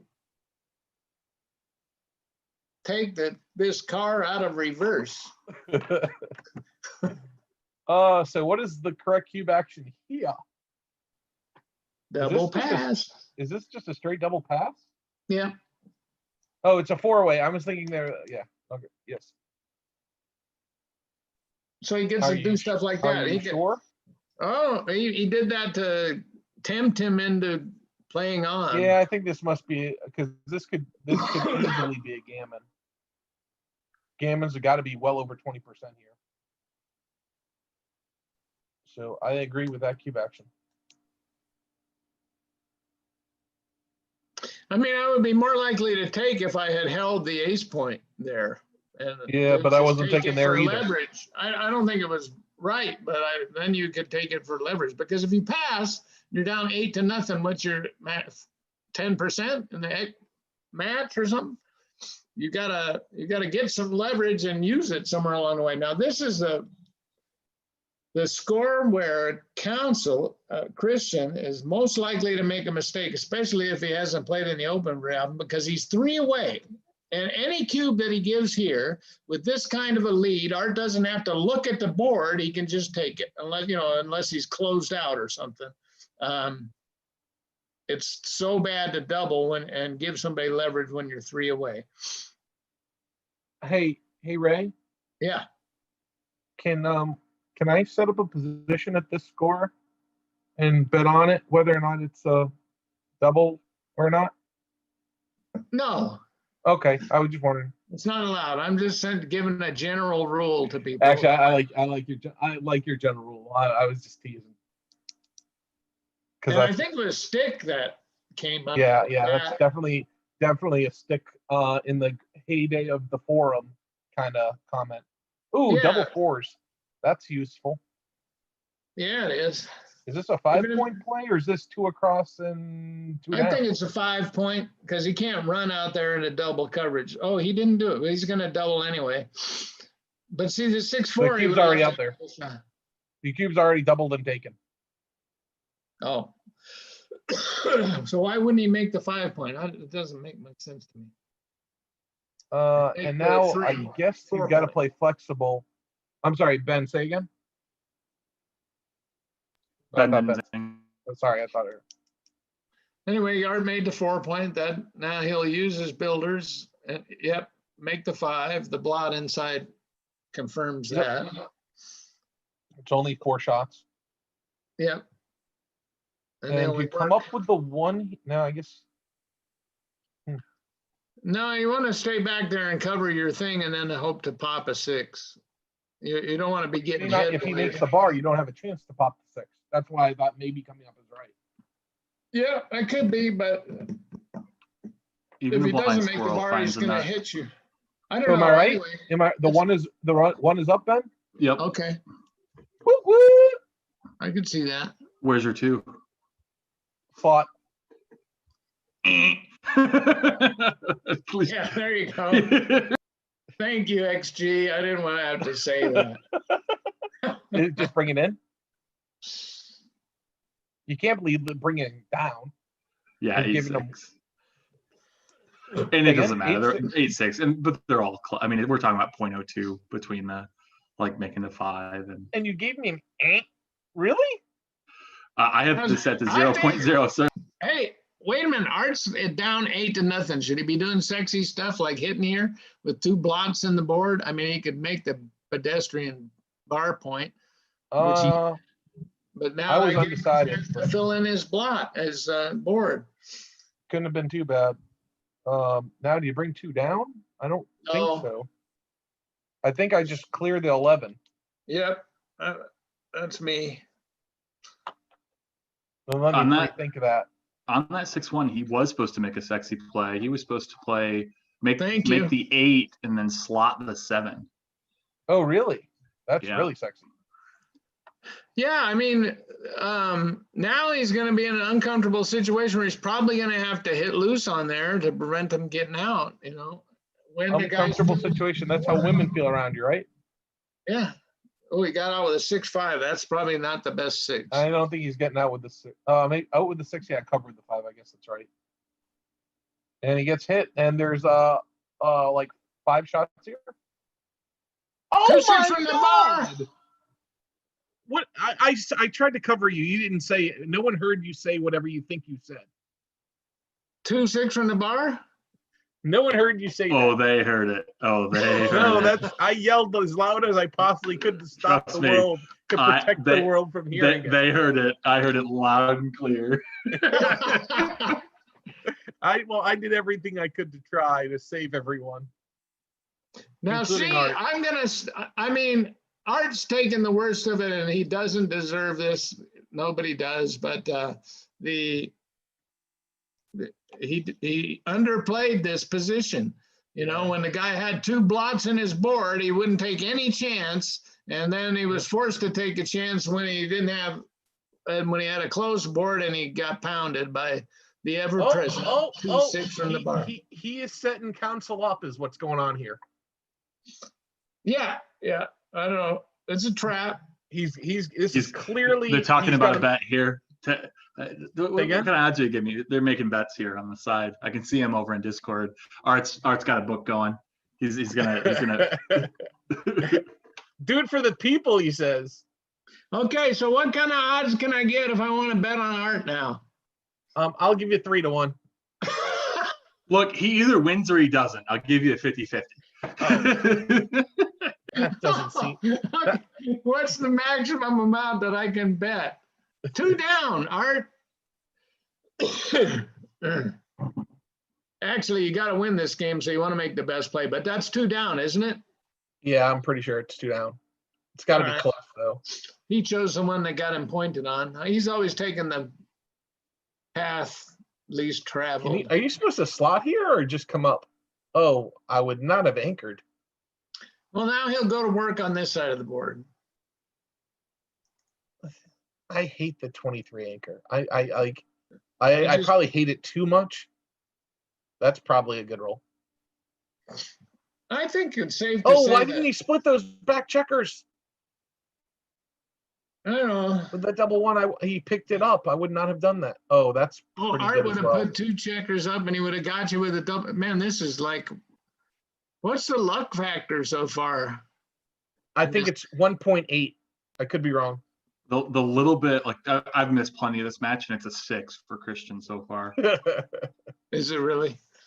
Yeah. What do they say? You can't win if it gets to be a 5. I've certainly never seen somebody win. Oh yeah, I with a win 5. all the time with -5 luck factors.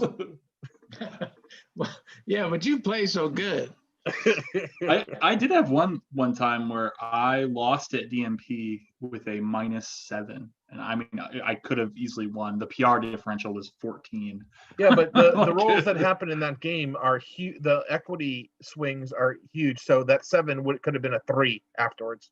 Look at No, this, not man. in this case, because the PR difference was so big. That Every was where I time- came- Every time Art does something, Christian rolls a joker. But you know what? I bet Art's rolled a few jokers this year. No, probably not. Um,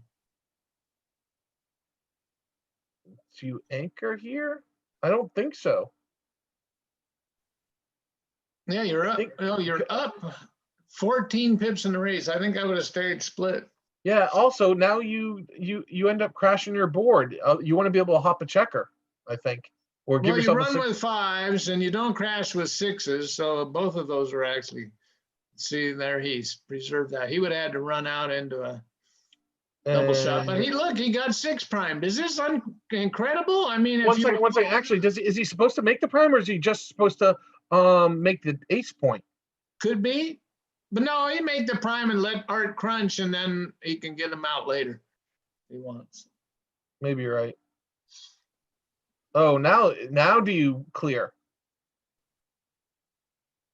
Yeah, clear from the back. It's pretty easy, I guess. Oh, he could have made the ace point. I see what you're saying. Yeah, that's what I'm saying. That's why I Just wasn't leave sure. a shot. Now he'll make the ace. You think? Yeah, but he's taking a while. I don't know. He's thinking about it or something. He must be enjoying this. I think he's going to play the 5 to the ace point, That's a good, that's, and then he's got a 2 to play. yeah. That's the 2 he was thinking about. I think that's wrong because some of his 5s are really bad. Like 6-5 is here, 5-4. Yeah, Terrible stuff. he was overplaying that one a little bit. He overthought that. But he hasn't had to think about anything else because No. everything's been perfect. Yeah, Clear the bar, but he might not do that. I dream of rolling this good.